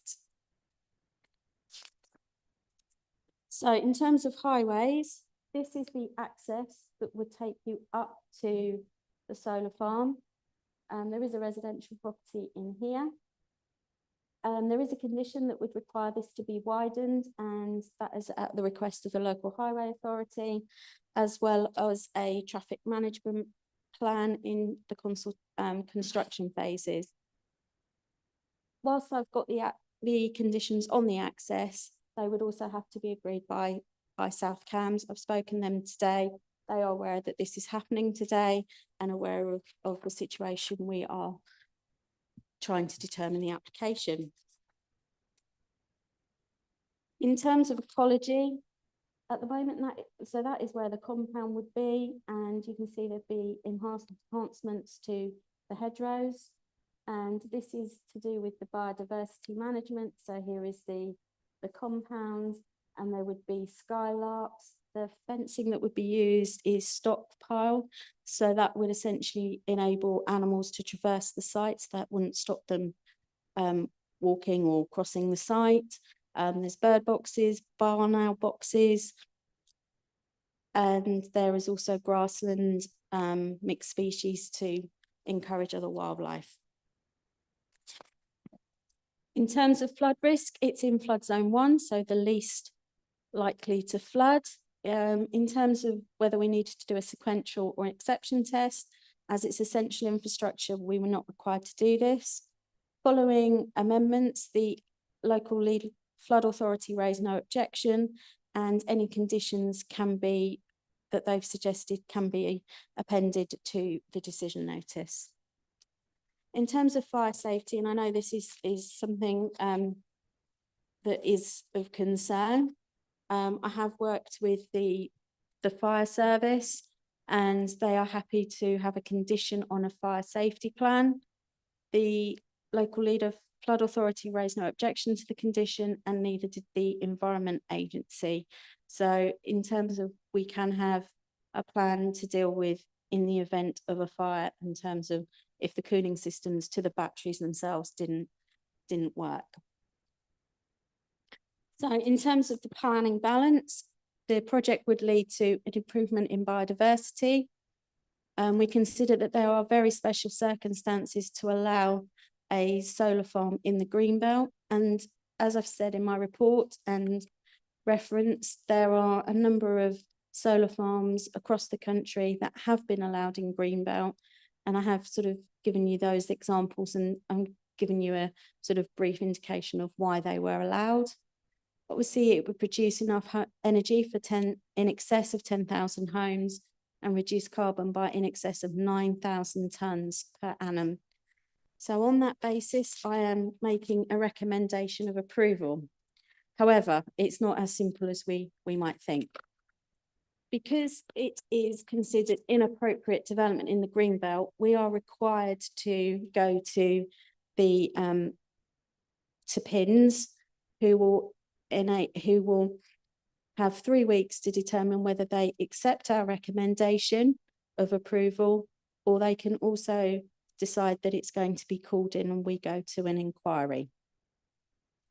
So my recommendation is that we recommend approval on the basis that it would generate electricity for in excess of 10,000 homes with an offset of carbon of 9,000 tonnes, that we as a local authority have declared a climate emergency.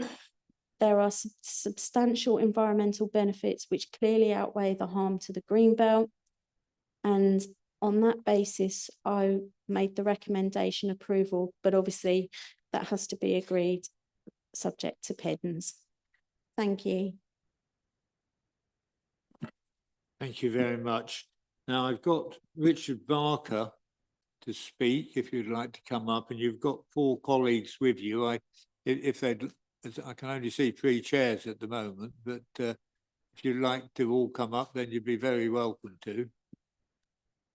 Or if you're required or you need to answer something, maybe put your hand up and then I'll bring you to the table, if that's okay. So, Mr. Barker, away you go. You've got 5 minutes. 4 minutes, and amber light will come on.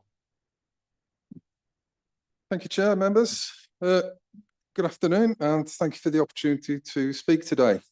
My name is Richard Barker, and I'm the project manager for this proposal. I'd like to start by thanking the case officer for the dialogue during this application and for the detailed report culminating in a recommendation for approval. There's an urgent need to reduce greenhouse gas emissions and reduce reliance on fossil fuels. This is accepted at international, national and local levels, with the Council having declared a climate emergency. We also have pressure on energy security with the need for more domestic energy production. The UK is aiming to decarbonise our electricity system, which requires a rapid expansion of renewable energy. At 49.9 megawatts, with associated battery energy storage, Six Oaks can make a significant contribution to the need for renewable energy. The site has excellent irradiance and has secured a grid connection to the local network. Each year, Six Oaks would result in an emissions reduction of more than 9,400 tonnes of carbon dioxide. The site is within the Cambridge Greenbelt, and very special circumstances need to be demonstrated for the project to proceed. This requires that the potential harm to the Greenbelt plus any other harm is clearly outweighed by other considerations. Your officer's report discusses Greenbelt in detail and concludes that very special circumstances do exist due to the substantial environmental benefits of the scheme. We agree with this conclusion. The proposal is for a temporary, albeit long-term period, and the site would remain within the Greenbelt. As stated in the report, visually, there will be limited visual encroachments into the countryside. The site is between the A14 and A11 and has both transmission and distribution grid lines associated with it. There will be localised visual effects from the adjacent public rights of way. However, this is already bounded by significant hedging, which will be enhanced through delivery of the scheme. The site will borrow agricultural land over the operational period, 85% of which is moderate grade, which will be returned in a likely improved condition after being left fallow for the 40-year operational phase. During the design of the site, panels were removed from grade 2 land to avoid the use of the most fertile land on the farm. Buffers adjacent to the public rights of way were increased from 5 metres to 15 metres to allow increased wildflower meadow planting, and new hedgerow planting is incorporated adjacent to the A14 to provide screening and avoid any glint and glare effects. Following consultation with Cambridge Wildlife Trust, additional measures have been put in place, such as skylark plots.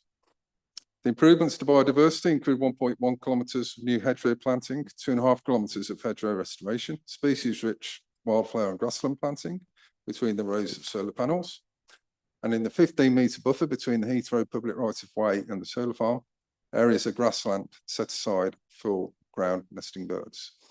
Bird and bat boxes, tree planting, wood piles for invertebrates and skylark plots in adjacent fields for nesting skylarks are also included. These measures will be accompanied by a management and monitoring programme, and these significant biodiversity improvements would result in a biodiversity net gain of 66%. We've consulted widely on the proposed project, holding public exhibitions in Bottisham and Great Wilbraham, issuing newsletters to local residents, meeting with the local parish councils and responding to their questions. The limited and very localised effects from the site have resulted in a relatively small number of comments considering the size of the site, and we're grateful to have the support of Bottisham Parish Council, the host parish for the solar panels and batteries. A letter from the Wilbraham's Environment Group was sent to the council yesterday, and I'd just like to read through that if I may. Says, thank you for keeping us up to date with the progress of this application. As a relevant community group in the affected area, we are pleased to confirm that we support the application. The applicants have been open and straightforward with us throughout and have listened to our own observations. We can see that they have adapted the detail of their proposals so as to incorporate sensible amendments suggested by others. They've worked with our parish councils and, although not directly relevant to the planning application, broad agreement has been reached on community benefits for the life of the scheme. We hope the consent will be given tomorrow. We've engaged positively with statutory consultees, in particular on ecology, drainage and local highways, resulting in no objections from statutory consultees. Our community partnership coordinator continues to build relationships with local groups and initiatives. We urgently need to reduce the reliance on fossil fuels and secure locally produced energy. I urge you to favourably view this application, and I'll be happy to answer any questions. Well, thank you. You've timed that beautifully. If you just stay where you are, if you would, please. Members, questions? Councillor Brown, a question. Thank you, Chair. Thank you, Mr. Barker. Coming from Burwell, I'm interested in local grid connections. I'm sure you'll appreciate. You say you've secured a grid connection to the local network. Could you tell me where that is? Yes, our connection is at the Cherry Hinton substation near Fulham.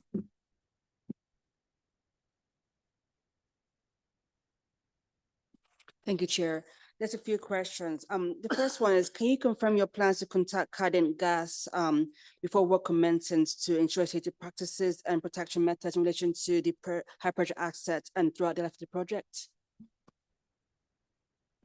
Can you confirm your plans to contact Cadent Gas before work commences to ensure safety practices and protection methods in relation to high pressure assets and throughout the life of the project? Thank you. Yes, we've had the consultation from Cadent Gas, and there are tried and tested means of operating around gas pipes, such as having the cables cross perpendicular rather than parallel. We would be in full consultation with Cadent Gas because to ensure that they are happy with our construction practices and our good construction methods. Thank you. Next question, just wanted to find out conditions in place to protect ground and surface water that was proposed by Environment Agency back in 25th of August this year. Yes, the Environment Agency, although they didn't object, they did propose a condition to ensure that any spill off is dealt with appropriately. And again, we would be in consultation with them and the lead local flood authority officer as we're doing the final details prior to construction to get their sign off. Thank you, that's it. Councillor Lay. Thank you. Could you confirm the size of the acreage that we're talking about on the site? The outline boundary of the site, solar panels plus battery storage, it's about 77 hectares. So it's about 150 acres. Okay. The number of battery units that you'll need to store the electricity. I see that there are about container sizes. How many of those container sizes will this site have on it? Within the battery storage area, there would be, we're proposing 28 container sizes for the battery, and that would include switchgear and power conversion system.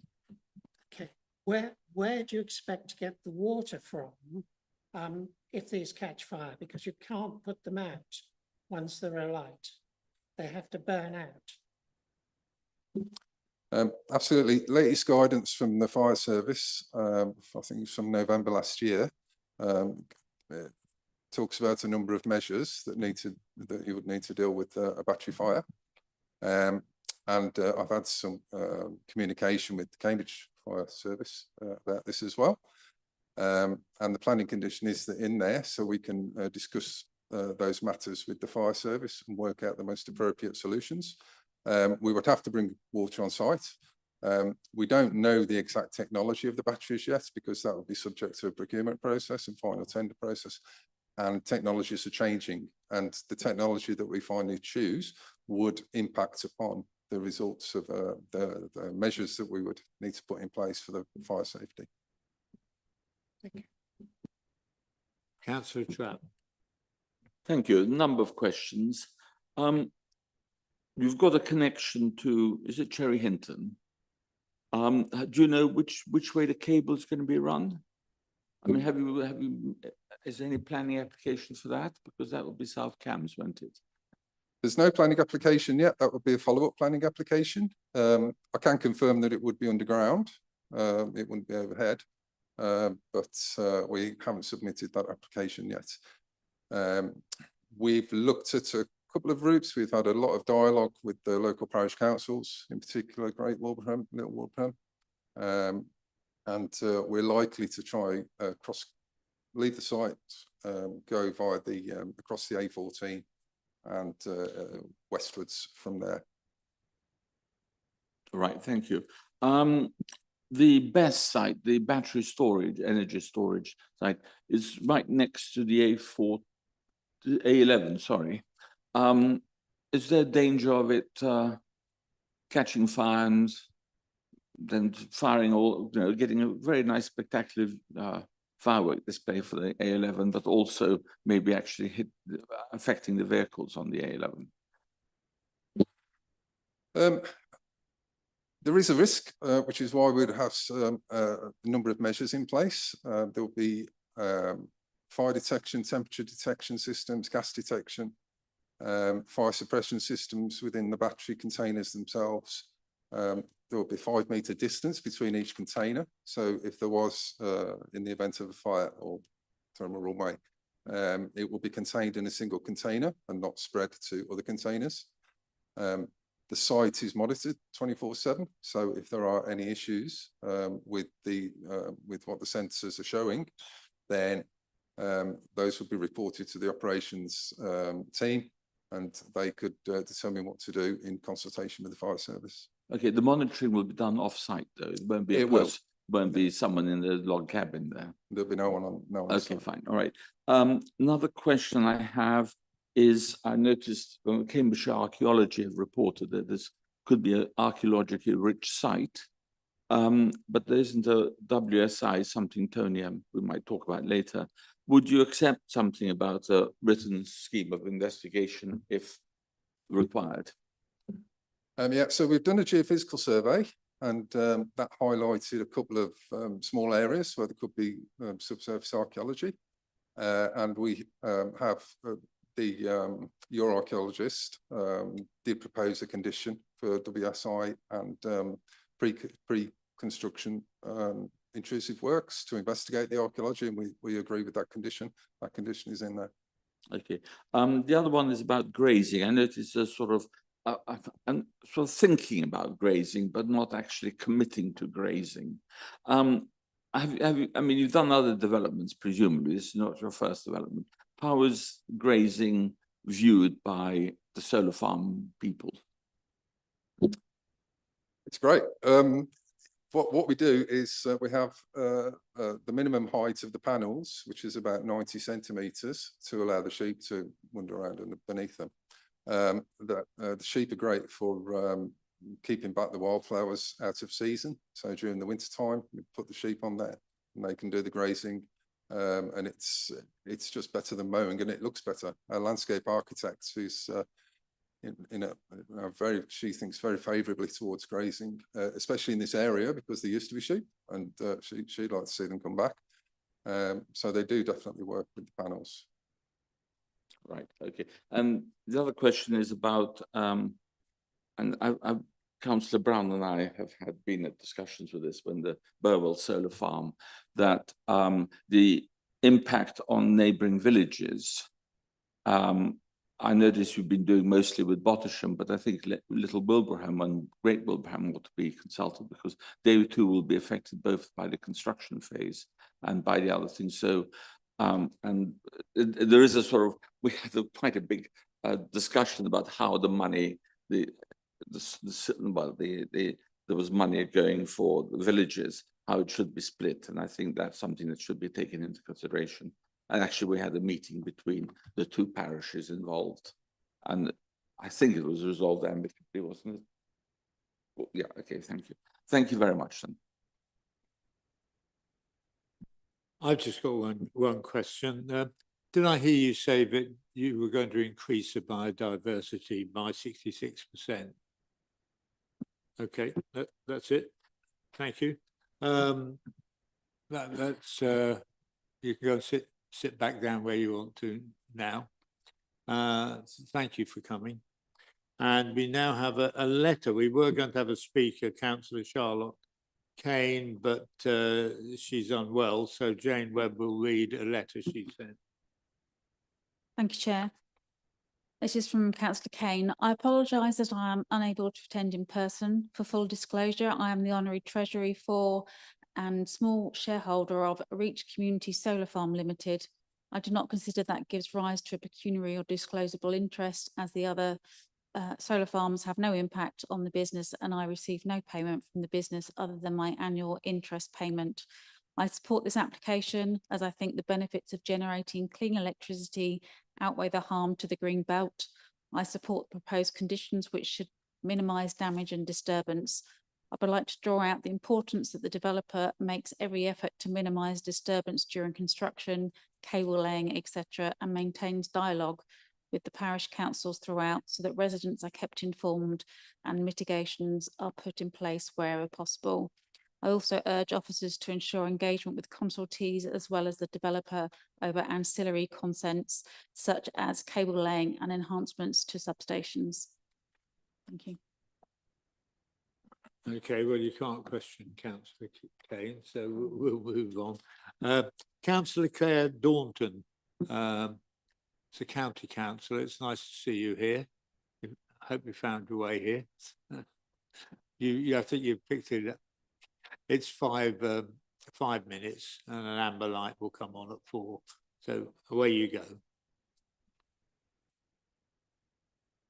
And you need to switch the light on. Not until you turn the mic on. Yep. Ah, that's it. Okay, thank you. Well, thank you very much for allowing me to speak today, and thank you, Chair and committee members. I speak as County Councillor for the Fulbourn Division in South Cambs. Within this division are several communities on the transport route to the proposed site. Wasn't actually shown on Tony's plans that you've seen, either the map or on the drone. On the transport route to the proposed site, including villages including Stoke-on-Quye, Great Wilbraham, Little Wilbraham and 6 Mile Bottom. I'm also a parish councillor for the joint parish of Little Wilbraham and 6 Mile Bottom, within which the entrance to the site is located. The parish council has commented on the application and supports it in principle. Members will have read the planning officer's comprehensive report and the detailed documentation provided by a wide range of consultees to which the report refers. I will comment principally on 3 aspects: transport to the site, access at the site, security at the site and for surrounding properties.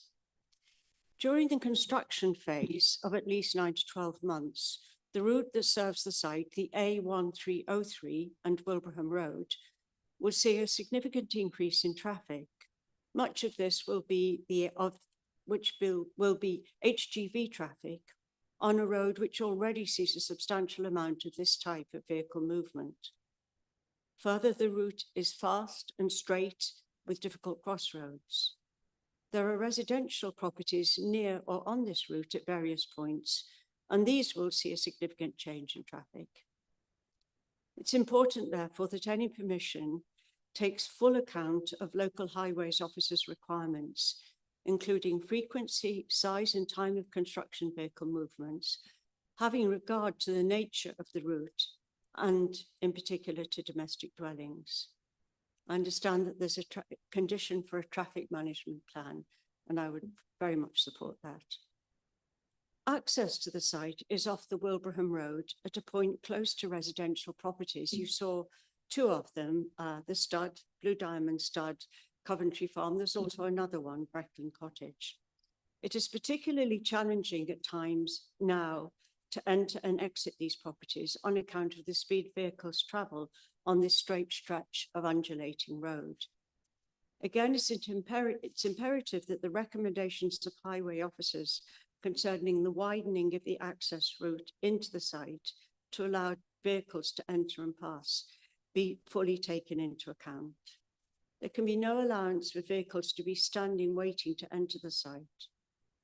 Further, it's important to ensure effective movement, that there are control mechanisms, human or mechanical, at the entrance.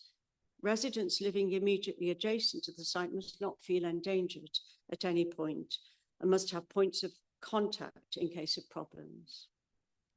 We understand that an on-site road will be laid, and this will lead to a construction area some way from the Wilbraham Road and not immediately adjacent to neighbouring properties. There should not be any temporary buildings or facilities or parking areas immediately adjacent to existing housing, and due regard must be had for the privacy and peace of residents. The position of two immediately adjacent residential properties is also relevant in relation to the points made in the designing out crime section of the officer report, particularly the note that such sites have recently attracted crime with violence. A construction site such as that proposed with valuable materials and in a rural area needs to be secured, monitored and lit appropriately and effectively, as made clear in the statement. It must not be the case that there is any invitation to criminal activity at this site for the sake of site staff and neighbouring properties. I'm almost finished. It is important to note that, should permission be granted, the solar farm will need to be connected to the grid by means of cabling at Cherry Hinton, as you've heard. Parish councils in the area, along with other groups, have emphasised the need for the applicant to discuss cabling routes with county highways and with local communities and make every effort to minimise the kind of disruption to traffic and to daily life that laying cables can bring and that has occurred on similar projects. Thank you. Thank you very much. If you just stay where you are while members may want the opportunity to question Councillor Daunton. Councillor Trapp, I'm sure you're trying to put your... I'll find a question to ask you. I think it's always polite that anyone coming to public speaking should be asked a question. Talking about routes, I mean, Bottisham Parish Council suggested the route should be from the missing sock, formerly the Prince Albert. Councillor there, you may know the count. Is there any problems with that happening, or should there be any construction traffic going through Great Wilbraham? The route comes down the A14 north, comes off the A14 at the Quay roundabout, yes, along the 1303, and the exit from the 1303 at the missing sock is the first one and probably the most direct. It's the one that goes closest to Little Wilbraham, of course, but it's the most direct. What about traffic coming off the A11 and going through Great Wilbraham? How would that be affect? How would that affect? So I think the intention is to avoid that. Okay, thank you very much. Councillor Lay. Yes, I just thought I'd ask whether or not you thought what we were considering today to be incomplete, as we do not have any idea how this development of green electricity will actually find its way to Cherry Hinton. Don't you think the two things go together? I understand that it's a separate planning application. It's a separate consideration. I'm looking at planning. Would you consider then building a car and deciding how you're going to build the wheels later? No, but as I understand it, the system is that the cabling comes after the planning. It's not part of this planning application. I'm looking at Tony and she's nodding her head, and that's what we understand. It's two, yes, unfortunately, it's two completely separate issues. Any more questions? No, thank you very much indeed. And comments from officer.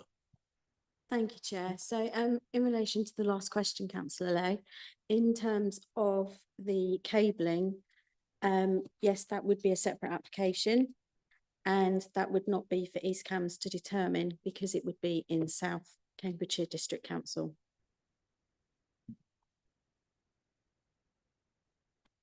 As a result of what you've heard, have you got any comments that might help members to make their decision when they come to the vote? No, I think obviously Mr.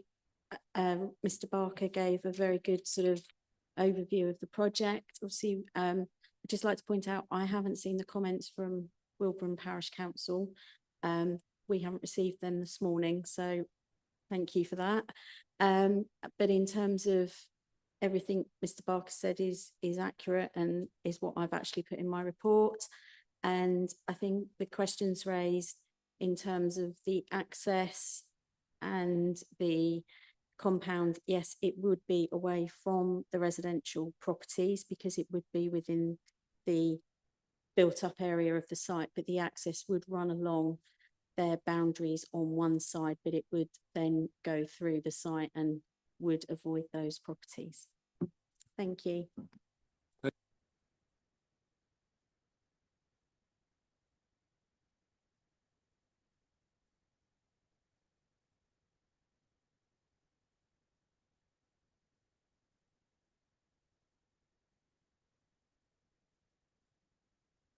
Okay, two questions. One, I'm not sure, but I've looked through it, but I couldn't find that there was a restriction on the access at the moment.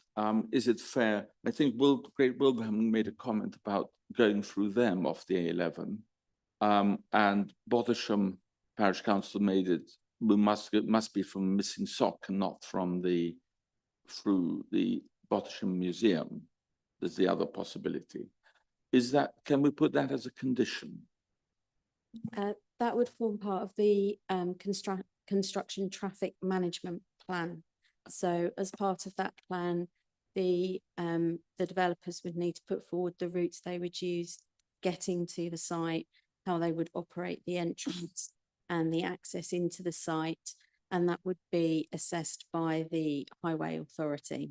So we would be advised by them on what would be the most suitable. Okay. But the comments from those parish councils would be taken into account. Of course. Thank you. The other one is, I noticed Cambridge Archaeology suggested that there should be a WSI, but I don't see it in the conditions. Should we put? I may have missed it. I'm sorry. There's a lot of conditions, and I was wondering whether that should happen, and should that happen, I might be proposing that we accept this planning application. So that Go would with be the Rotters. condition 17. So we would require the archaeology. The condition that the county council use is slightly different to the one we use, but it covers the same. So the developer would need to put in a written scheme of investigation. So that might involve digging trenches to see whether there's anything in the ground, underground from archaeology. And then it would be determined how those finds would be archived and how the report would be moved forward. So that is in as one of the conditions, condition 17. That page 52. Yeah, sorry, because all the condition numbering went out of sync. Apologise for that. So condition 16. Okay, right. Right, okay, thank you very much. Sorry, I missed that. We are about to go into general debate. But would you, is this, you've still got a question for the officer? Councillor Lay, please go ahead. I'm sorry to ask this again. Could you just go through how we overcome our safeguards to the green belt by whatever we have within our constitution and our planning laws? So I'm just going to take you back to one of the Greenbelt slides that I've prepared for you. So when we're looking at Greenbelt, obviously one of the quotes we have is that energy projects should only be considered appropriate in very special circumstances. And that those special circumstances may include the wider environmental benefits associated with the increased production. So in making my assessment, I've looked at what the very special circumstances could be. So one of them is that it's located between two A roads. It doesn't actually, and if you're looking through the report, I've sort of broken that down into what the NPPF expects us to look at. and what the Cambridgeshire Greenbelt report from 2021 says. And what we're saying is that being located between two A roads, it's not going to cause settlements to merge. It's on the edge of the Greenbelt. It's almost the last piece of Greenbelt for Cambridge, and that in itself has a lesser value. It has a connection with energy production. It obviously has pylons, as you can see from my photographs. So its location in that respect has been considered that makes it a special circumstance. We also, as a local authority, have declared a climate emergency, and obviously we expect in large scale planning applications and developments that we have some kind of renewable energy, and some neighbourhood plans even require it in their conditions that there is renewable energy within small, large scale developments. So as a local authority, we are committed for renewable energies. Again, we have a relationship with energy production. The site itself would provide in excess of 10,000 homes with electricity. So it's going to give us security for over 10,000 homes over 40 years, that they will have power to their property. And it will offset the carbon emissions by over 9,000 tonnes per annum, which is in the great scheme of things quite massive for this area. It will increase biodiversity by 66%. Now, most of the time that's unusual to achieve that amount of biodiversity increase on a site of this size. The site itself, it's not the most fertile land, and the project itself is reversible, and there is a thought process that in leaving the land for 40 years as fallow, essentially, it will actually provide better land in 40 years when the materials are removed. So on that basis, they are what we are saying are the very special circumstances to allow a solar farm in the Greenbelt. Thank you, Chair. Concern is, if we do give this acceptance to go ahead, are we opening ourselves up for other developers to put in an application to go onto the Greenbelt? We refuse it, and they use this application as part of their reasoning at an appeal, as we do with barn conversions and stuff like that. Already we lose out because we can't argue against it because there's been application there before. Okay, I think in terms of Greenbelt, as you can see, East Cambs have a very small piece of Greenbelt in this location. And I think in the 7 years I've been here, I think I've only ever dealt with 2 applications in the Greenbelt. So I think in terms of, I don't think you're suddenly going to see a flourish of applications on that basis. Obviously, precedence isn't a reason to allow something. So even if this was used as an example, unless it met all the criteria that I've listed, what makes it very special circumstances, that precedence isn't a reason to allow something. So they would need to have come up with their own special circumstances. And I think that's why I also looked at what was happening nationally across the country and provided you with examples of other Greenbelt solar farms that clearly there is, whilst it is inappropriate, there is an acceptance that if very special circumstances can be made, we can take that forward. So I don't think you're suddenly going to see a flurry of applications in the Greenbelt for development, because we look at each application on its own merit. And I think we have such a small part. And I think also the reasoning behind this would be different compared to other applications. Thank you. But one of your reasons for allowing this is because it's on the edge of the Greenbelt, or everything in East Cambridgeshire area is on the edge. I accept that, and it is on the edge. But I think we've also looked at the Cambridgeshire Greenbelt, and the quality of this piece of land isn't seen as as important as maybe a piece of land further into the green belt. So we've made that assessment that because it's on the edge of the green belt between the A14 and the A11, it makes it a very different circumstances to, if, for example, say it was here. It's looking at it's not just one reason, we're looking at it holistically, but all of those reasons are why we would consider it acceptable. Okay, thank you. We're now moving on to debate. So this is where members have got any comments to give. Councillor Lay. Yes, I don't know whether you realise, but we are just on the edge of being able to produce small modular reactors, which take up 2 acres of land and 8 acres of land around them. And they will produce, just one of these small units will produce enough electricity for the whole of a city the size of Leeds. And what I'm saying to you is this, look, we're looking at something that's going to be in our area for 30 years. Things are moving on.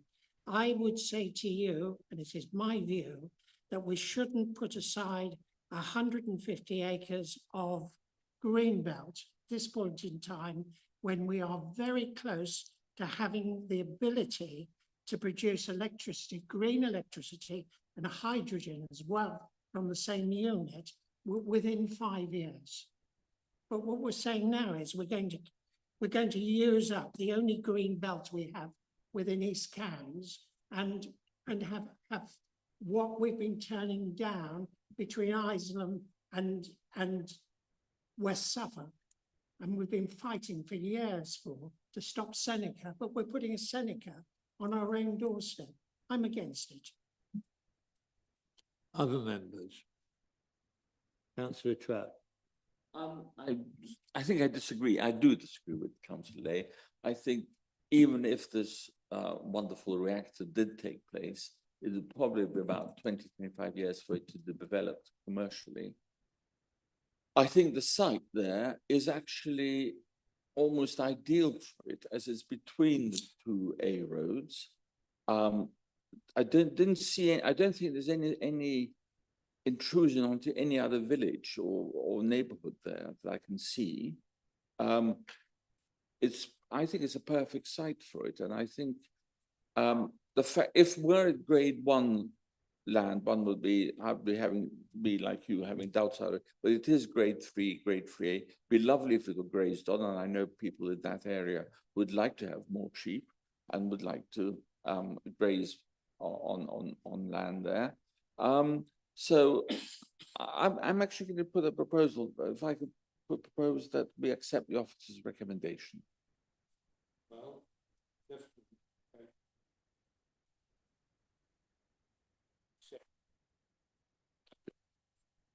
I'm most flattered by your secondment. I'm now speaking as a member of the committee. I think the fact that we've got a 66% increase in biodiversity is very much in favour of this application. And this particular area we live in, we have some of the best farmland in the world. Actually, to me, 3A and 3B land is not really very good land, not by our standards. And therefore, the loss, it seems that points to this being a good site, frankly. And the difficulty we had of getting to it today, I think you couldn't have a more suitable site that was, it's difficult to get at. There's very few houses in the neighbourhood. There's an enormous amount of noise coming from 2 roads that virtually cut off this site from the rest of the area. And with the noise and pollution, I think it would be very difficult to build houses on that site. And so I must say that I'm going to be in favour of this application, and I will be supporting Councillor Trapp. We're still in the debate section, however, so if you'd like to say something, then that would be lovely. Thank you, Chair. I am for this in principle and will be voting for it because we need to get some way towards our green target and CO2 emissions cut down. My only concern is using up the green belt and someone else trying to use this as leverage. But in principle, I am for this because we need the green energy. Thank you. Any other? Councillor Brown. Very quickly, Chair. I'm behind this as well. Thank you, Tony, for the report. It's quite clear as well, that, I mean, the concerns we said about the green belt, if we refused it on that ground, they'd go to appeal and they'd win, hands down. It's quite clear from Tony's report. So I'm in favour. So, Councillor Trapp. Just a comment that when I looked at the site and I had read the papers, I suddenly saw all these pylons and I thought, why aren't we connecting them directly to the pylons? Couldn't we build our own substation rather than going through a whole lot of swathes of villages and ruining their lives for a few months? Why we couldn't actually connect directly to the pylons? Well, maybe we'll leave it to the experts to tell us that. Councillor Trapp. Well, okay, but I'm just saying it, to my mind, it seems a pity that we can't. Well, there you are. But I just thought I'd add that to keep. I'm about to finish the debate section and go to the vote. Unless anybody else has got any more comments to make. No? Okay, so will those in favour of the application as indicated in our agenda, please raise their hands.